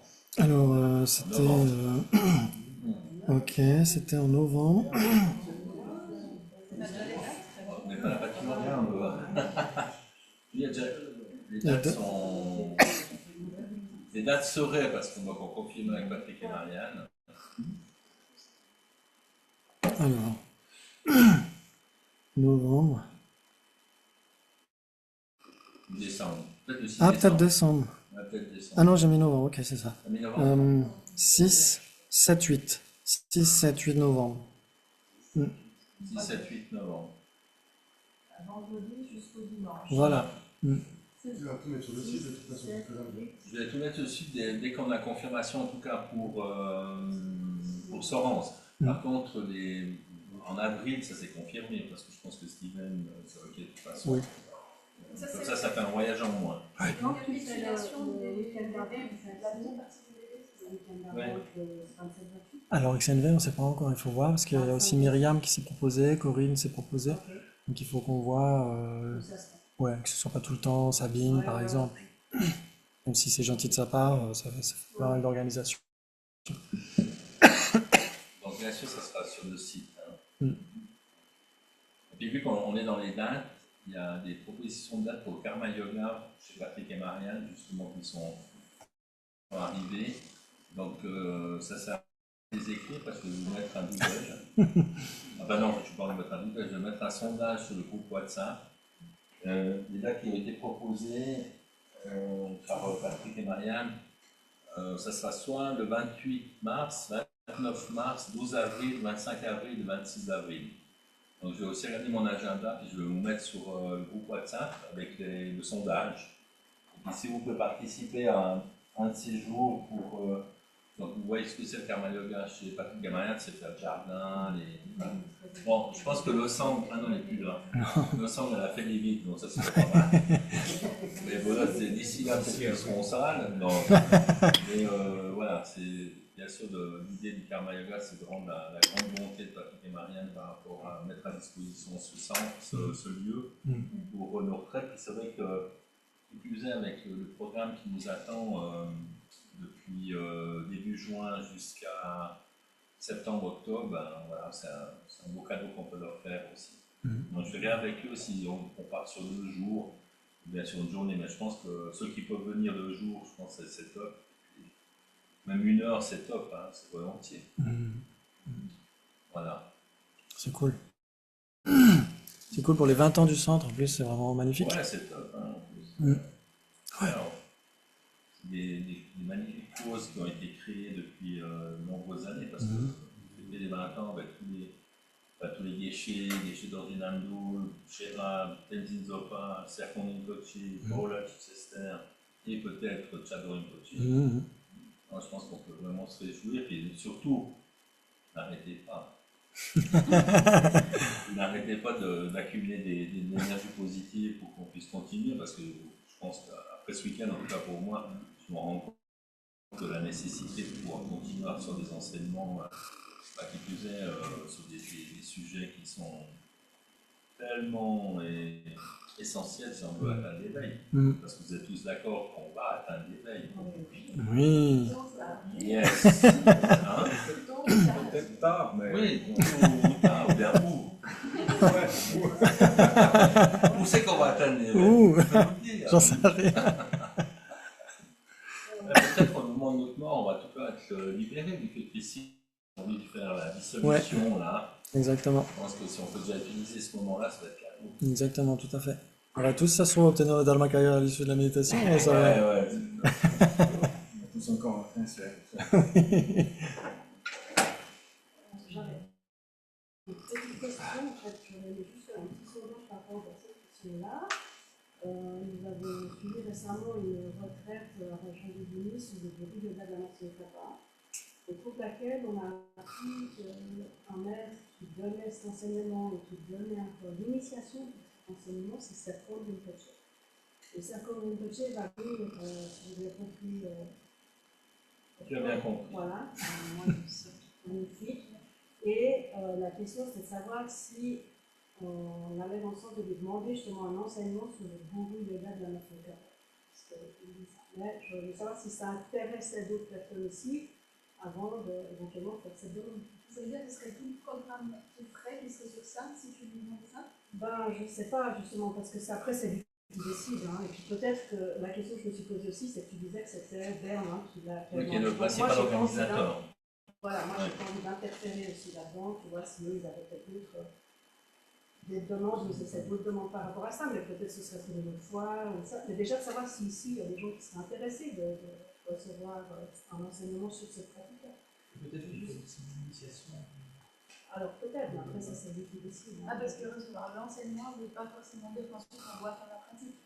Non, si tu reçois l'enseignement, pas forcément, mais après c'est ce que lui décide de faire, de donner l'initiation, alors après c'est autre chose, il y aura peut-être des commitments. Des engagements à avoir. Je sais pas, ça c'est lui qui décide, moi je peux juste demander.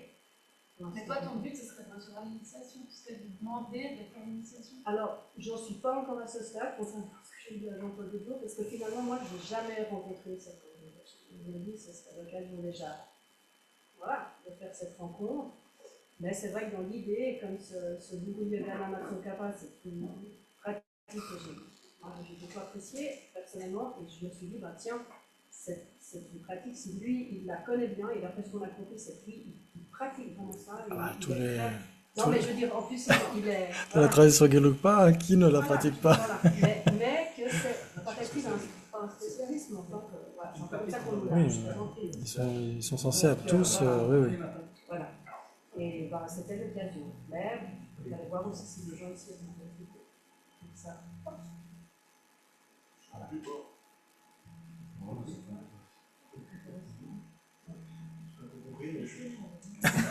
Ok. N'importe quoi. Tu fais comme ça pour les votations? J'ai pas trop compris, mais je vote.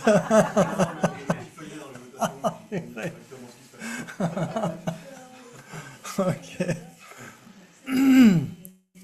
Très bien. 1, 2, oui, il y en a 1, 2, 3, 4, 5, 6. Ah, moi, je lève la main.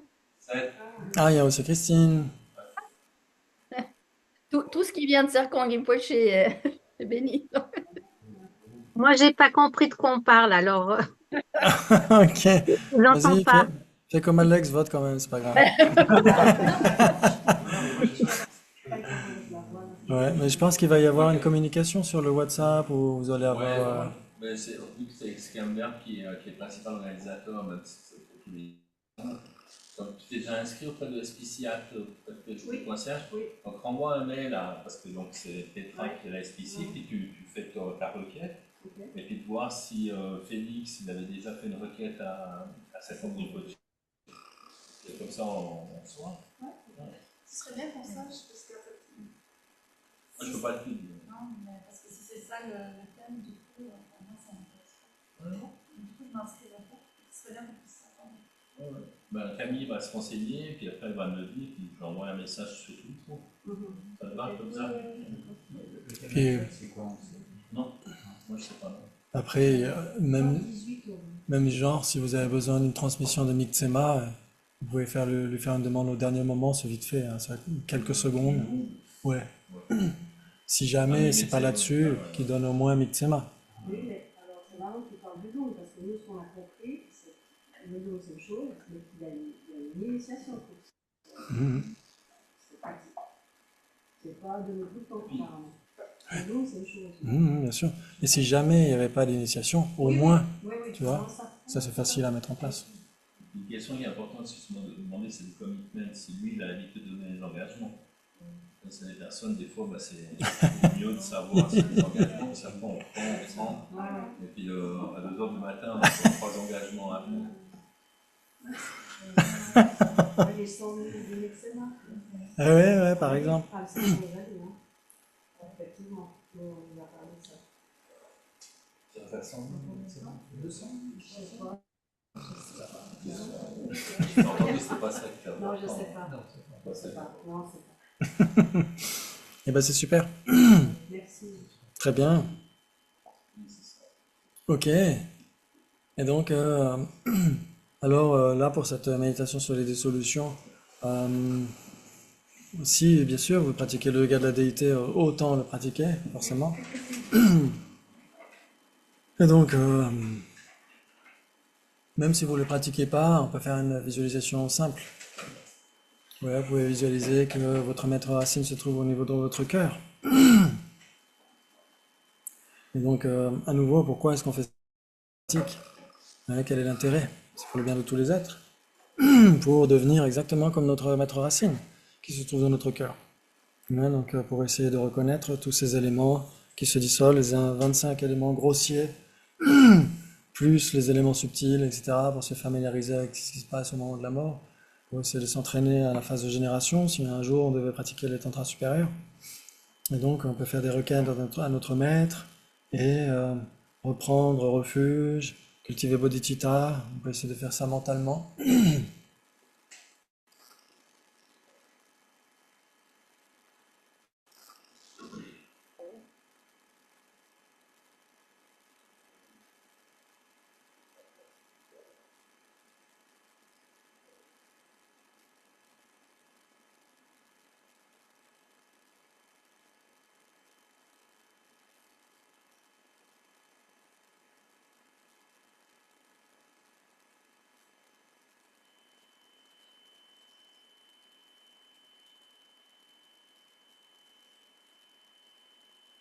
Vous pouvez visualiser que votre prise de refuge et votre développement de bodhicitta inspirent tous les êtres sans exception, et qu'eux-mêmes en font autant de manière joyeuse.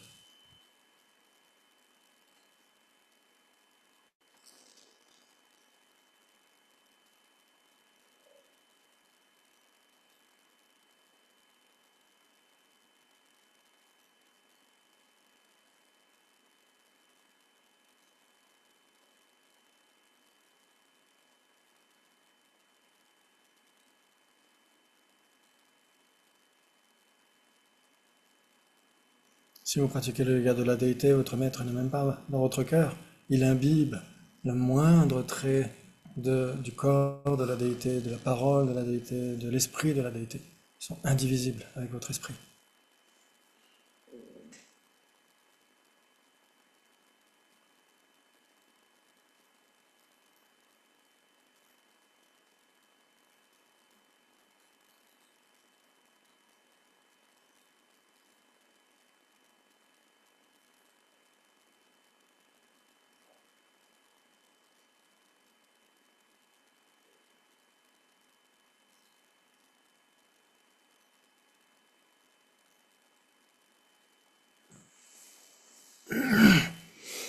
Ensuite, toute votre compassion, votre amour bienveillant, votre bodhicitta, votre sagesse, toutes vos qualités se manifestent comme des rayons lumineux qui jaillissent de votre cœur vers tous les êtres sans exception, à travers tous les univers.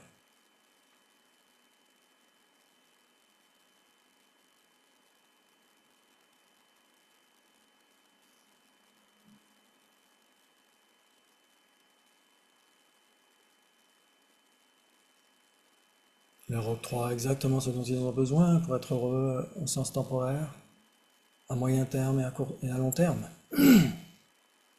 Précieux extension humaine, la libération et l'éveil.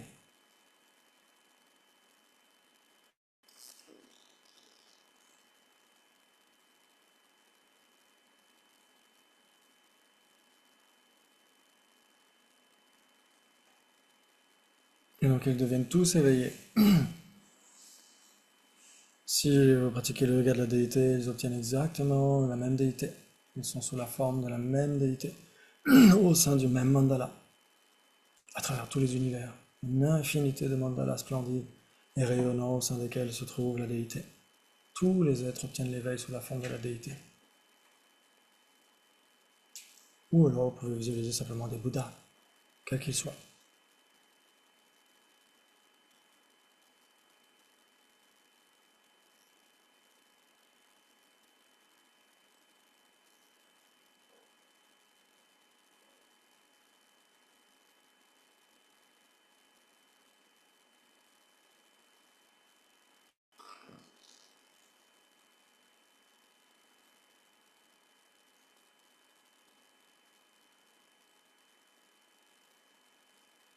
Et ensuite, tous ces mandalas, tous ces terres pures, au sein desquelles règnent tous ces Bouddhas, fondent en lumière, arc-en-ciel, une lumière, une claire lumière, tout cela fond en lumière, et rejoint votre cœur, tous les environnements et tous les êtres, totalement purifiés, rejoignent votre cœur.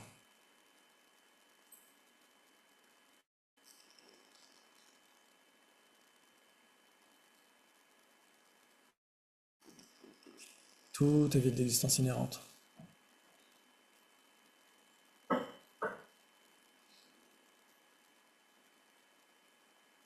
Et ensuite, votre agrégat de la forme va fondre dans la claire lumière, avec l'élémentaire.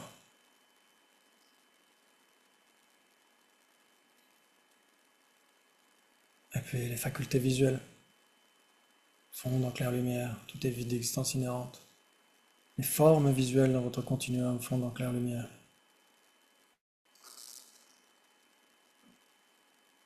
Et la sagesse égale au miroir aussi. Et une apparence semblable à un mirage se manifeste, totalement dénuée d'existence inhérente.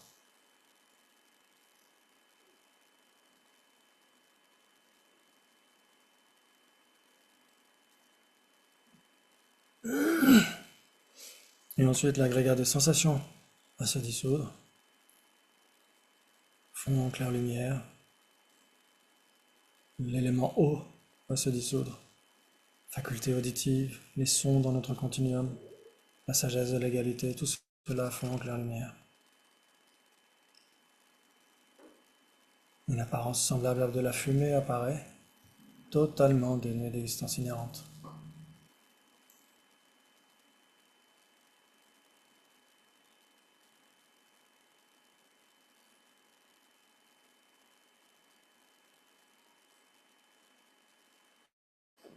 Et vous pouvez vous souvenir que juste avant se trouvait l'apparence semblable au mirage, que maintenant se trouve l'apparence semblable à la fumée, et que juste après va se manifester l'apparence semblable aux lucioles.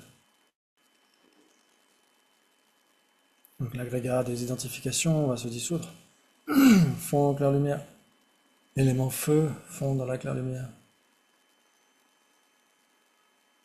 La faculté olfactive, les saveurs, les odeurs, dans notre continuum font dans la claire lumière. La sagesse discernante fond dans la claire lumière. Et en effet, cette apparence semblable aux lucioles se manifeste, totalement dénuée d'existence inhérente.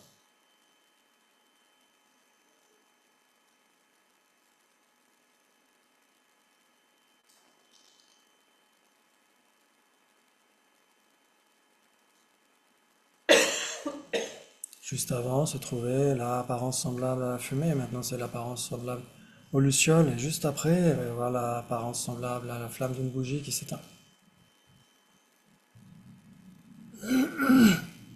Avec l'agrégat des facteurs composés qui va se dissoudre, avec l'élément air qui va se dissoudre, la faculté gustative, les saveurs dans notre continuum, la faculté tactile et les objets tangibles dans notre continuum, la sagesse tout accomplissante va se dissoudre aussi. Et l'apparence semblable à la flamme d'une bougie qui s'éteint, sur le point de s'éteindre. Totalement dénué d'existence inhérente.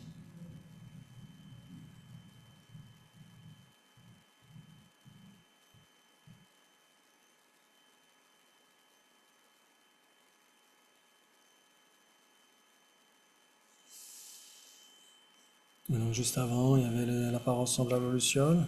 Là, c'est l'apparence semblable à la bougie qui est sur le point de s'éteindre. Et dans pas longtemps, il va y avoir l'apparence blanche. Et donc notre conscience, tous ces éléments se fondent dans la conscience elle-même, avec les 80 conceptions indicatives, se dissolvent totalement et se manifeste un ciel nimbé de clarté lunaire, totalement vide d'existence inhérente.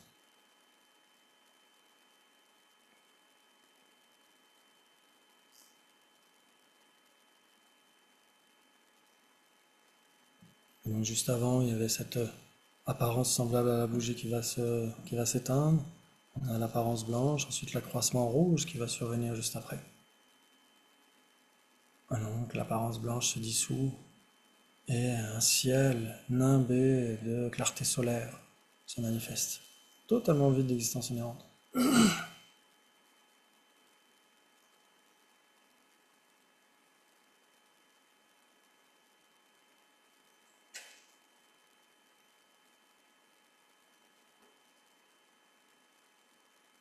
Là, c'est l'accroissement rouge. Juste avant, nous avions l'apparence blanche. Ensuite, nous aurons l'imminence noire.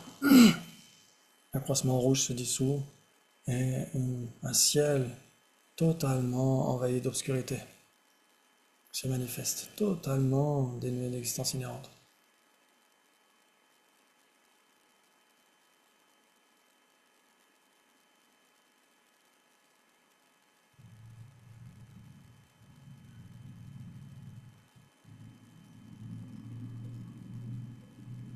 Juste avant se trouvait l'accroissement rouge entre l'imminence noire et juste après, la claire lumière qui va survenir. L'apparence noire se dissout. Et maintenant une aube, un ciel nimbé d'une aube totalement translucide, totalement transparent, totalement ouvert, sans aucune couleur, totalement dénué d'existence inhérente.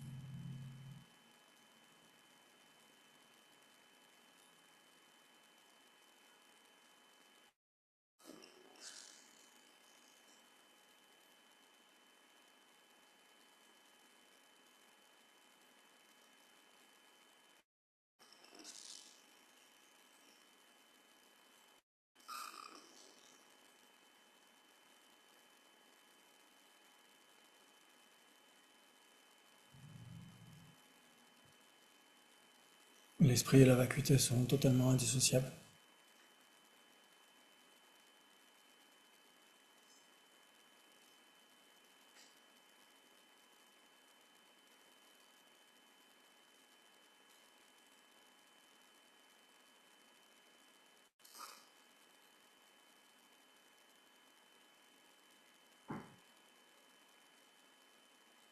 Si vous pratiquez le yoga de la déité, vous pouvez développer la dignité divine, l'identification avec le Dharmakaya. Sinon, vous pouvez pratiquer simplement le Mahamudra.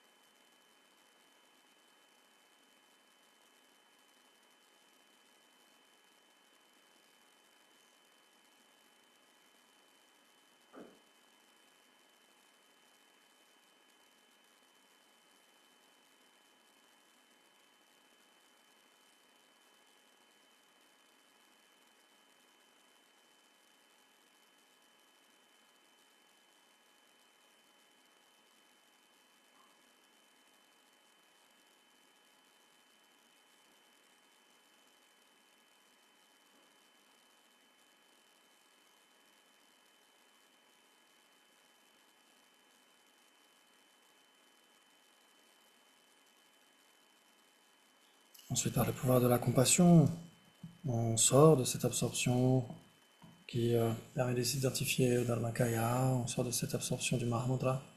Par le pouvoir de la compassion, on entre dans la post-méditation semblable à l'illusion, semblable à un arc-en-ciel,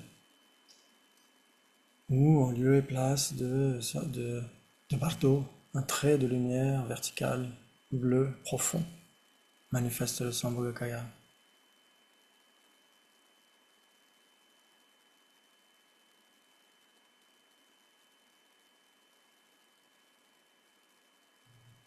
Et avec une compassion d'autant plus puissante, pour entrer en contact avec les êtres qui ne sont pas des Aryas, le Nirmanakaya doit se manifester avec le corps de la déité, le mandala, pur et parfait, afin d'accomplir le bien de tous les êtres sans exception.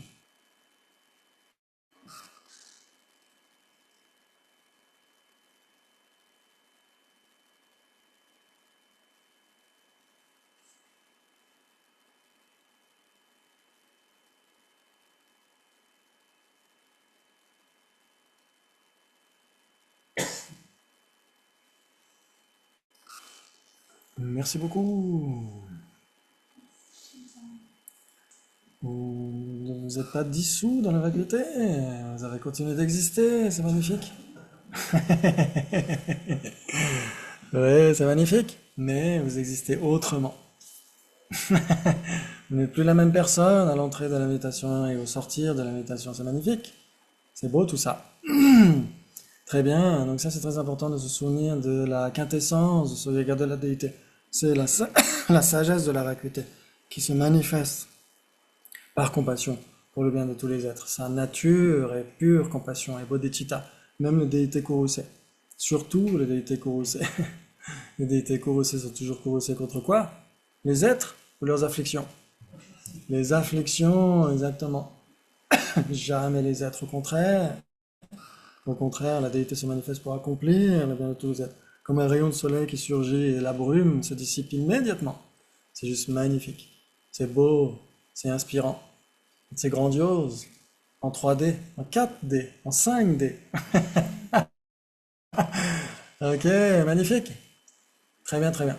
Donc ça, c'est on essaie de s'entraîner à ça progressivement et donc en essayant de passer en revue ces différentes étapes. Et bien sûr, il y a des façons plus élaborées de faire ensuite Sambhogakaya, etc. Mais le minimum syndical, c'est un trait de lumière vertical ou une syllabe germe, si vous préférez.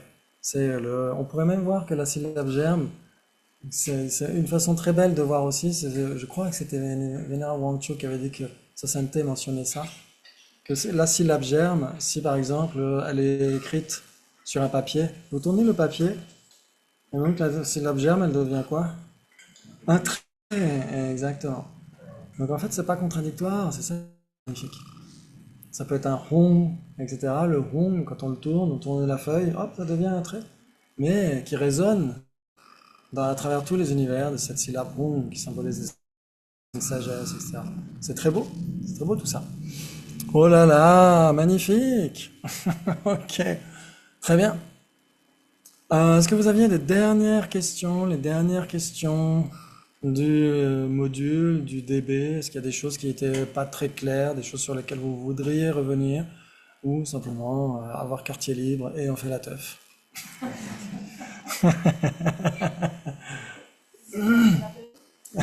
L'apéro. Oui. Par rapport au guru yoga Oui. la partie d'initiation, Oui. on peut se dissoudre en nous. Oui, tout à fait. Ça veut dire qu'en général, même si on n'a pas reçu d'initiation dans les tantras supérieurs, on peut même dissoudre le maître, par exemple, au niveau de l'entre-sourcil, par exemple, c'est tout à fait possible, ou d'une manière très vague et très floue, comme ça, en nous, ouais, comme un flocon de neige à la surface d'un lac, pas nécessairement en visualisant le canal central avec les chakras, etc. Ça, c'est plutôt pour les tantras supérieurs. Mais d'une manière très vague et très floue, un orbe de lumière qui vient fondre en nous, comme ça, c'est parfait. C'est très bien aussi. Ouais. Il y a plusieurs façons de visualiser. Moi, je me souviens au Salève, Drepung Gomang Khenpo, l'ancien abbé de Drepung Gomang qui est décédé maintenant, nous avait donné ce Guru Yoga et une visualisation qui n'était pas tout à fait la même que celle qui est donnée commentée par Geshe Tengue dans le livret qu'on a aux éditions Vajrayogini à l'époque. Lui disait qu'on peut, une fois qu'on a fait cette branche, on peut dissoudre donc Gelugje, Getsabje et l'Amatsongkhapa. Et il ne reste plus que l'Amatsongkhapa dans notre cœur qui est un lotus de cristal. Et donc certains pétales se referment pour qu'ils soient unis pour toujours à nous. Et sur les pétales extérieurs, c'est là où il y a Mitsema, en lettres de feu. Et là, on peut réciter, etc. Et donc, on peut envoyer ces rayons lumineux et développer les différents types de sagesse, la grande sagesse, la claire sagesse, la prompte sagesse, etc. La sagesse du débat. Bizarrement, Jean-Paul ouvre les yeux à ce moment-là, c'est très bon signe. C'est très très bon signe. La sagesse. Et en fait, il y a ces différents types de sagesse qui permettent d'accomplir notre propre but et d'accomplir le but d'autrui. En général, on parle de trois sagesses qui permettent de mûrir le continuum, celle qui est issue de l'étude, de la réflexion et de la méditation, et celle qui permet d'accomplir le continuum d'autrui, enfin d'aider à mûrir le continuum d'autrui, c'est la sagesse de l'explication, du débat et de la compétition. Ouais, c'est trois types de sagesse. Et donc, en général, c'est pour aider les autres qu'on essaie de débattre ou de composer des textes, etc. Mais là, c'est grande sagesse, prompte sagesse, claire sagesse et sagesse rapide, sagesse profonde. Exactement. Oui, donc on visualise différents ornements. Je crois que pour la grande sagesse, c'est le corps tout entier d'Arya Manjushri. Ensuite, il y a le mantra de Arya Manjushri. Il y a aussi la syllabe germe pour la sagesse rapide. Et puis la sagesse, l'une des autres sagesses, c'est on visualise le texte et l'épée. Et donc tout ça, ça remplit tous les univers. C'est des flocons de neige dorés, lumineux, etc., qui viennent totalement s'absorber en nous pour cultiver ces sagesses-là. Donc c'est des moyens habiles extrêmement puissants. Et après, pour l'explication, ce sont des textes. Moi, j'ai toujours aimé visualiser les textes de Sasanté, en particulier, parce que ça me parle tellement que à chaque fois que j'essayais de faire Mitsema avec ces visualisations-là, de visualiser à chaque fois les textes de Sasanté, les enseignements de Sasanté. Mais on peut visualiser tous les textes de la tradition bouddhiste, bien sûr. Et c'est même encouragé. Et ensuite, c'est la roue d'épée pour les débats. C'est les 6 épées qui font comme une étoile de ninja, un petit peu comme ça. Et donc ça c'est pareil, c'est à travers tous les univers, c'est sous forme de lumière, ça vient nous rejoindre pour nous aider à cultiver cette inspiration et cette clarté, cette lucidité, cette précision de l'esprit. Et la dernière, c'est la composition. C'est-à-dire qu'il y a un texte et la roue d'épée au-dessus. Mais ne touche pas le texte, parce qu'on ne poserait jamais rien sur les textes. Donc il y a quand même un espace entre les deux, ne le touche pas. Et donc là, c'est pareil, on visualise que... Et à chaque fois, ces rayons lumineux, quand on récite Mitsema, il y a toujours un double usage. C'est-à-dire qu'il y a une partie des rayons lumineux qui font des offrandes à tous les Bouddhas, et une autre partie des rayons lumineux qui aident tous les êtres à obtenir l'état de Bouddha. Et donc, à l'issue de ça, tous les Bouddhas et tous les êtres qui ont obtenu l'éveil sont tous des Manjushri. Et donc, après, on reçoit les ornements, etc., pour essayer de se familiariser avec ces sagesses. C'est très beau comme pratique. Très, très beau. Ouais.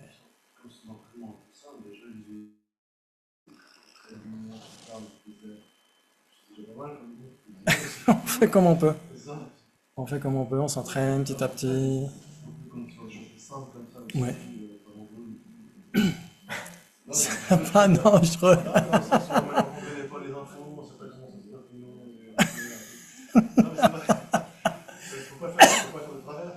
Oui, c'est pour ça qu'il faut avoir des instructions. On peut regarder les bisounours. Oui, mais oui. Exactement. C'est un peu le même principe. Hein. Exactement. Pourquoi est-ce que je regarde Avengers? C'est pas pour le scénario, hein. Le scénario, c'est plutôt basique. Mais ça dépend. Ouais, c'est surtout pour pour les...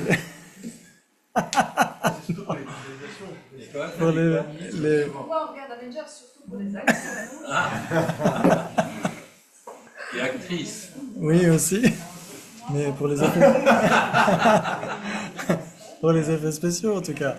Aussi et surtout les effets spéciaux. Oui, c'est vrai, mais pas ça. Il y a vraiment des trucs qui sont vraiment noirs dans les... Moi, je parle de jeux vidéo. Mais parce que ça aide énormément. Ça aide énormément. Exactement. C'est l'utilité de ça.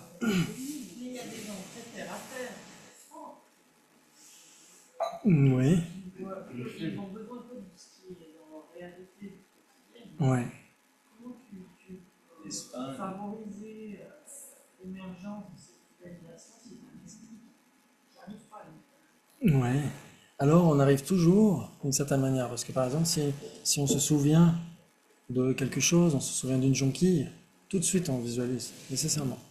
Donc il y a beaucoup de gens qui pensent ne pas pouvoir visualiser. En fait, ils peuvent, c'est juste qu'ils n'ont pas la bonne méthode. C'est juste qu'ils n'ont pas, pour eux, ces rayons lumineux, tout ça. Alors, oui, si on n'aime pas les Avengers et les trucs à effets spéciaux, on est un peu handicapé de ce point de vue-là, si on n'a pas tout ça. Mais si on a une faculté d'imagination assez grande, normalement, on n'a pas besoin même de tout ça. On n'a pas besoin de regarder des films ou d'exemples, etc. Mais ça peut vraiment aider. Ça peut vraiment aider, par exemple, cette roue de protection, cette tente de protection qui entoure le mandala. Il y a plein de films comme ça, par exemple, je sais pas moi, il y avait oui, il y a par exemple dans Harry Potter, quand il protège Poudlard, etc. Il y a un dôme qui protège. Il y a aussi Ready Player One, etc. Il y a plein de trucs comme ça où on peut visualiser un dôme et ça aide vraiment à... Et pour les personnes plus... Merci Camille, à bientôt. Pour les personnes qui ne sont pas vraiment attirées par tout ça, alors on peut regarder des tankas, bien sûr, parce que les tankas sont faits pour ça. Mais entre une tanka et quelque chose en 3D qui est extrêmement lumineux, extrêmement inspirant, c'est sûr que on peut faire un choix assez rapide. Mais les tankas, c'est le minimum syndical. Elles ont vraiment été faites pour ça à la base. Même si c'est pour faire des offrandes aussi, pour que le Bouddha est vraiment là, et donc ça nous aide psychologiquement à faire une offrande en pensant que le Bouddha est là parce qu'il y a une image du Bouddha. Mais idéalement, c'est pour aussi faire familiariser la conscience visuelle et ensuite mentale. C'est fait pour ça. Mais après, si les gens n'ont pas cette propension à regarder des trucs intéressants par rapport à ça, au niveau des visualisations, ouais, il faut essayer de favoriser. De toute façon, l'imagination, elle est nécessaire en beaucoup de choses. Elle est nécessaire en beaucoup de choses. Il y avait je crois, des neuroscientifiques actuels qui disent que l'intelligence est très intimement liée à l'imagination. Plus on a de l'imagination, plus la faculté d'intelligence, de réflexion, etc. se développe aussi. Parce que c'est conceptuel, de toute façon, tout ça, c'est très lié. Alors après, oui, on peut conseiller de voir des spectacles de son et lumière. Pourquoi pas? De regarder un spectacle de Pink Floyd. Il y a des sons et lumières qui sont très beaux. Par exemple, à Poitiers, au Futuroscope, le soir, il y a un son et lumière qui est projeté sur les jets d'eau, etc. Ça peut aussi aider. C'est pas de l'Avengers, mais c'est quand même intéressant au niveau pictural. À Copan aussi, alors il n'y a pas les sons, mais enfin, il y a, si les moines y tournent et récitent des mantras, mais toutes les lumières, les trucs dans les jardins de Copan, c'est Oui. imaginaire, extraordinaire. Ouais, et puis on peut voir des arcs-en-ciel aussi, on peut regarder des arcs-en-ciel quand il y en a un qui traîne. Alors c'est sûr que quand on est en voiture et tout, on n'a pas nécessairement le loisir, mais si on est à la maison et tout, on peut vraiment regarder l'arc-en-ciel et s'imprégner de ça pour la suite, quoi. Ça peut être intéressant, ouais. Nathalie Arc-en-Ciel? Oui. C'est elle qui nous envoie chaque fois des arcs-en-ciel, parce que apparemment elle les attire.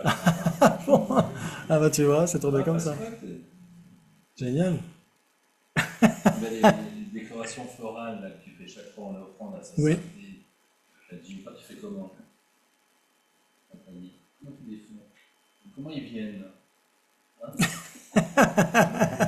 J'ai pas compris. En soufflant? Tout se transforme. Il n'y a même pas besoin d'imagination, ça vient. Ah, bah, voilà. Une chose qui se sèche, qui se transforme. Eh ben, c'est super. Donc on essaie de faire avec ce qu'on peut. Parfois même ne serait-ce que regarder des paysages sur l'écran, hein. Moi des fois j'aime bien faire ça. Je mets dans Google Images landscape, beautiful landscape, féerie, etc. Et tu vois des trucs genre le pays des elfes et tout. Waouh, ça fait du bien, c'est beau, c'est inspirant. Puis après pour l'offrande de mandala, pour les offrandes, etc.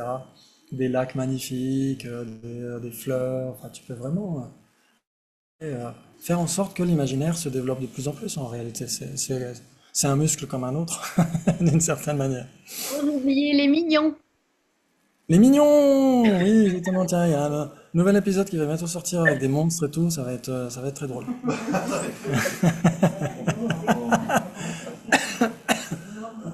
En tout cas, merci à tous. C'était un immense plaisir. Et comme je disais, j'étais le premier servi parce que ça m'a aidé à faire des révisions, à reparler de certaines choses qui me passionnent aussi, pour certaines d'entre elles, et que j'essaye de comprendre. Donc ça m'a beaucoup aidé aussi. Et puis, donc on essaie de dédier, bien sûr, parce que depuis le tout premier jour, on essaie de développer une motivation appropriée. Donc toutes c'est à chaque fois qu'on a essayé de cultiver des mérites, les jours où on ne s'est pas vu, où vous avez cultivé des mérites aussi chaque jour, vous avez essayé d'apprendre, de continuer à apprendre, de réviser, de développer votre bon cœur, vos qualités, etc.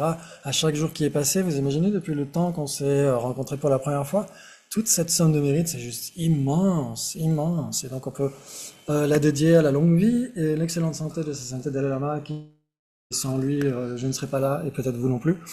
Et donc, et à tous les grands maîtres pleinement qualifiés, comme Lama Zopa Rinpoche, puissent-ils revenir le plus rapidement possible pour aider la FPMT, et que tous les conflits, toutes les guerres, tous les dommages causés par les êtres humains s'arrêtent le plus rapidement possible, que la lucidité, le bon cœur et le bon sens gagnent le cœur de tous les êtres et des dirigeants en particulier, et que tous les droits humains et non humains, les droits des animaux soient respectés le plus rapidement possible, le droit de l'environnement et le droit de tous les enfants à obtenir une éducation éclairée, une éducation du cœur et de l'esprit, pour que plus jamais nous ne trouvions de dictateurs, de personnes un peu mentalement dérangées dans le siège présidentiel, et donc que nous puissions tous vivre en harmonie et avec toutes les conditions les plus favorables pour continuer à développer notre nature de Bouddha pour le bien de tous les êtres. Merci à tous.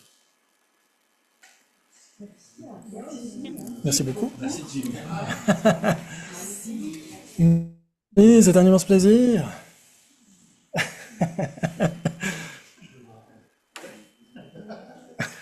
Oui, le chocolat. Tu vois, Pierre, enfin. Hein. Ah. Donc, ouais, c'est pour Jim pas, hein, mais je suis sûr qu'il t'en offrira. Ouais, je partagerai. Ça, c'est pour toi et maman. Ah, alors aussi. Oui. Bon, avec son diabète. La moitié d'un. Alors. La moitié d'un. Exactement. Et puis ça, c'est l'offrande du mois passé. Merci.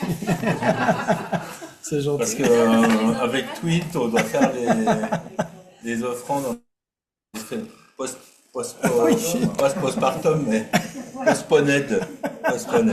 Merci Timothy, je suis content qu'on continue à vivre quelque chose avec toi, vraiment. C'est cool. Ouais, je pense que ça va être un cadeau. Mais c'est loin, Non, avril. On se voit en avril. Avril. Ouais. Avril. Et merci aux zoomistes. Hein, c'est vrai que l'accent de Maria, c'est toujours agréable d'écouter l'accent de Maria avec les questions toujours très pertinentes. Oui. Et puis, Christine, tu continues, c'est magnifique. Ne t'arrête pas. Et puis Caro, alors je connais pas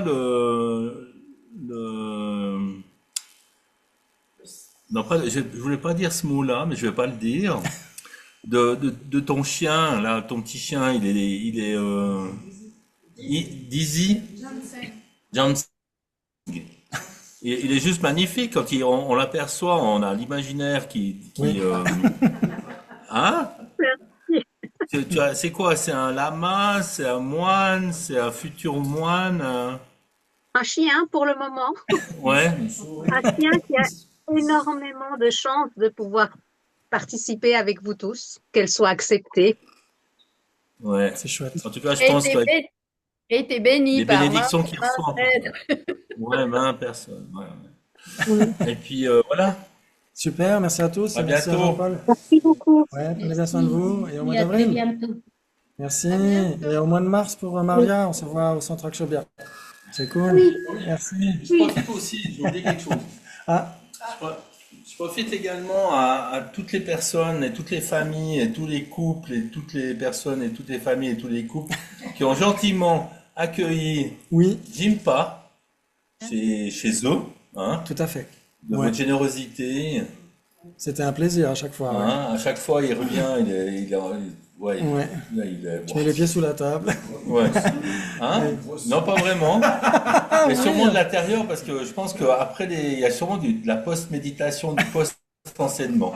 Je pense qu'il doit continuer à votre domicile, de continuer à répondre à vos questions J'en sais nombreuses, à faire du vélo éventuellement, Oui, hein, vélo avec électrique. Pierre, à couper du bois ou je ne sais quoi chez les chats.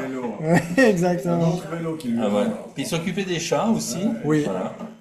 Mais, oui, merci à tous, parce Ouais. que c'était à chaque fois, je me suis senti à la maison à chaque fois, donc merci à tous, et aussi à Jean-Paul et Anne-Catherine, parce que vous avez Oui, on fait participé partie. aussi. Oui, ouais, exactement. Exactement. Et puis à Philippe, là, qui nous a fait à manger pendant nombreuses sessions, week-end. Oui, Et puis il a même dormi dans la caravane pour laisser son lit à Jimpa. C'est pas rien, hein, franchement. Donc là, on espère que Lucien invitera Jimpa une fois chez lui, chez elle, pardon. Chez Camille aussi, on aimerait bien. Ce serait sympa aussi une fois que Ah, c'est mais tout fini oui. chez elle. Exactement. Chez Antoinette, pourquoi pas une fois, hein? Oui. J'ai une petite anecdote à dire. J'avais croisé Jimpa au son de Kalachakra à Saint-Cosme. Et Oui. puis, on avait mangé l'un à côté de l'autre, puis j'avais dit que j'étais suisse, puis tu m'avais dit, ah, moi j'aimerais bien voir les Alpes, j'aime les Alpes et tout. Puis je dis, bah, t'as qu'à venir, faut faire des demandes pour venir une fois, enfin là. Et en fait, j'ai rien Oui. à te demander, la même Oh, année, non, non. c'était là. Donc, Oui, quelque c'était part, il y a c'était des... Séverine, Ouais, il y a je trois, pense que c'est grâce à Séverine, c'est Séverine qui a parlé de Oui, moi. c'est vrai. Et c'est assez... Ouais, ouais, voilà, je trouvais merci. quand je t'avais vu sur le programme, je dis, mais c'est waouh! Tu vois, on en avait parlé. Oui, parce que j'habitais en Haute-Savoie pendant quelques années. Voilà. Tout à fait. Et donc ça me manquait, donc grâce à vous, Voilà. je retrouve les Alpes. C'est Donc cool. continue à faire des demandes comme ça, tu veux. Où que ce soit, Terre pure, Exactement. etc., Suisse. Tout à fait. Le pinacle du Samsara. Il est pinacle. ici quand même. Hein, quand même. Exactement, tout à fait. C'est vrai. Comme disait Geshe Tenzin-Zopa. Hein, Oui. je vous le rappelle. Merci encore et à bientôt. Merci, à prenez soin de bientôt. vous. À bientôt. Je mettrai T'as le trouvé replay logement pour le demain et mois de... après-demain. Ouais. T'as trouvé logement pour le mois de mars. Oui, oui, oui. Ou bien, ou chez Richard. Oui. Pas de souci, j'ai trouvé. Merci beaucoup. C'est gentil. Impeccable. À très À bientôt. bientôt. Merci beaucoup. bientôt à Ciao, tous. ciao. Au revoir. Salut. Au revoir.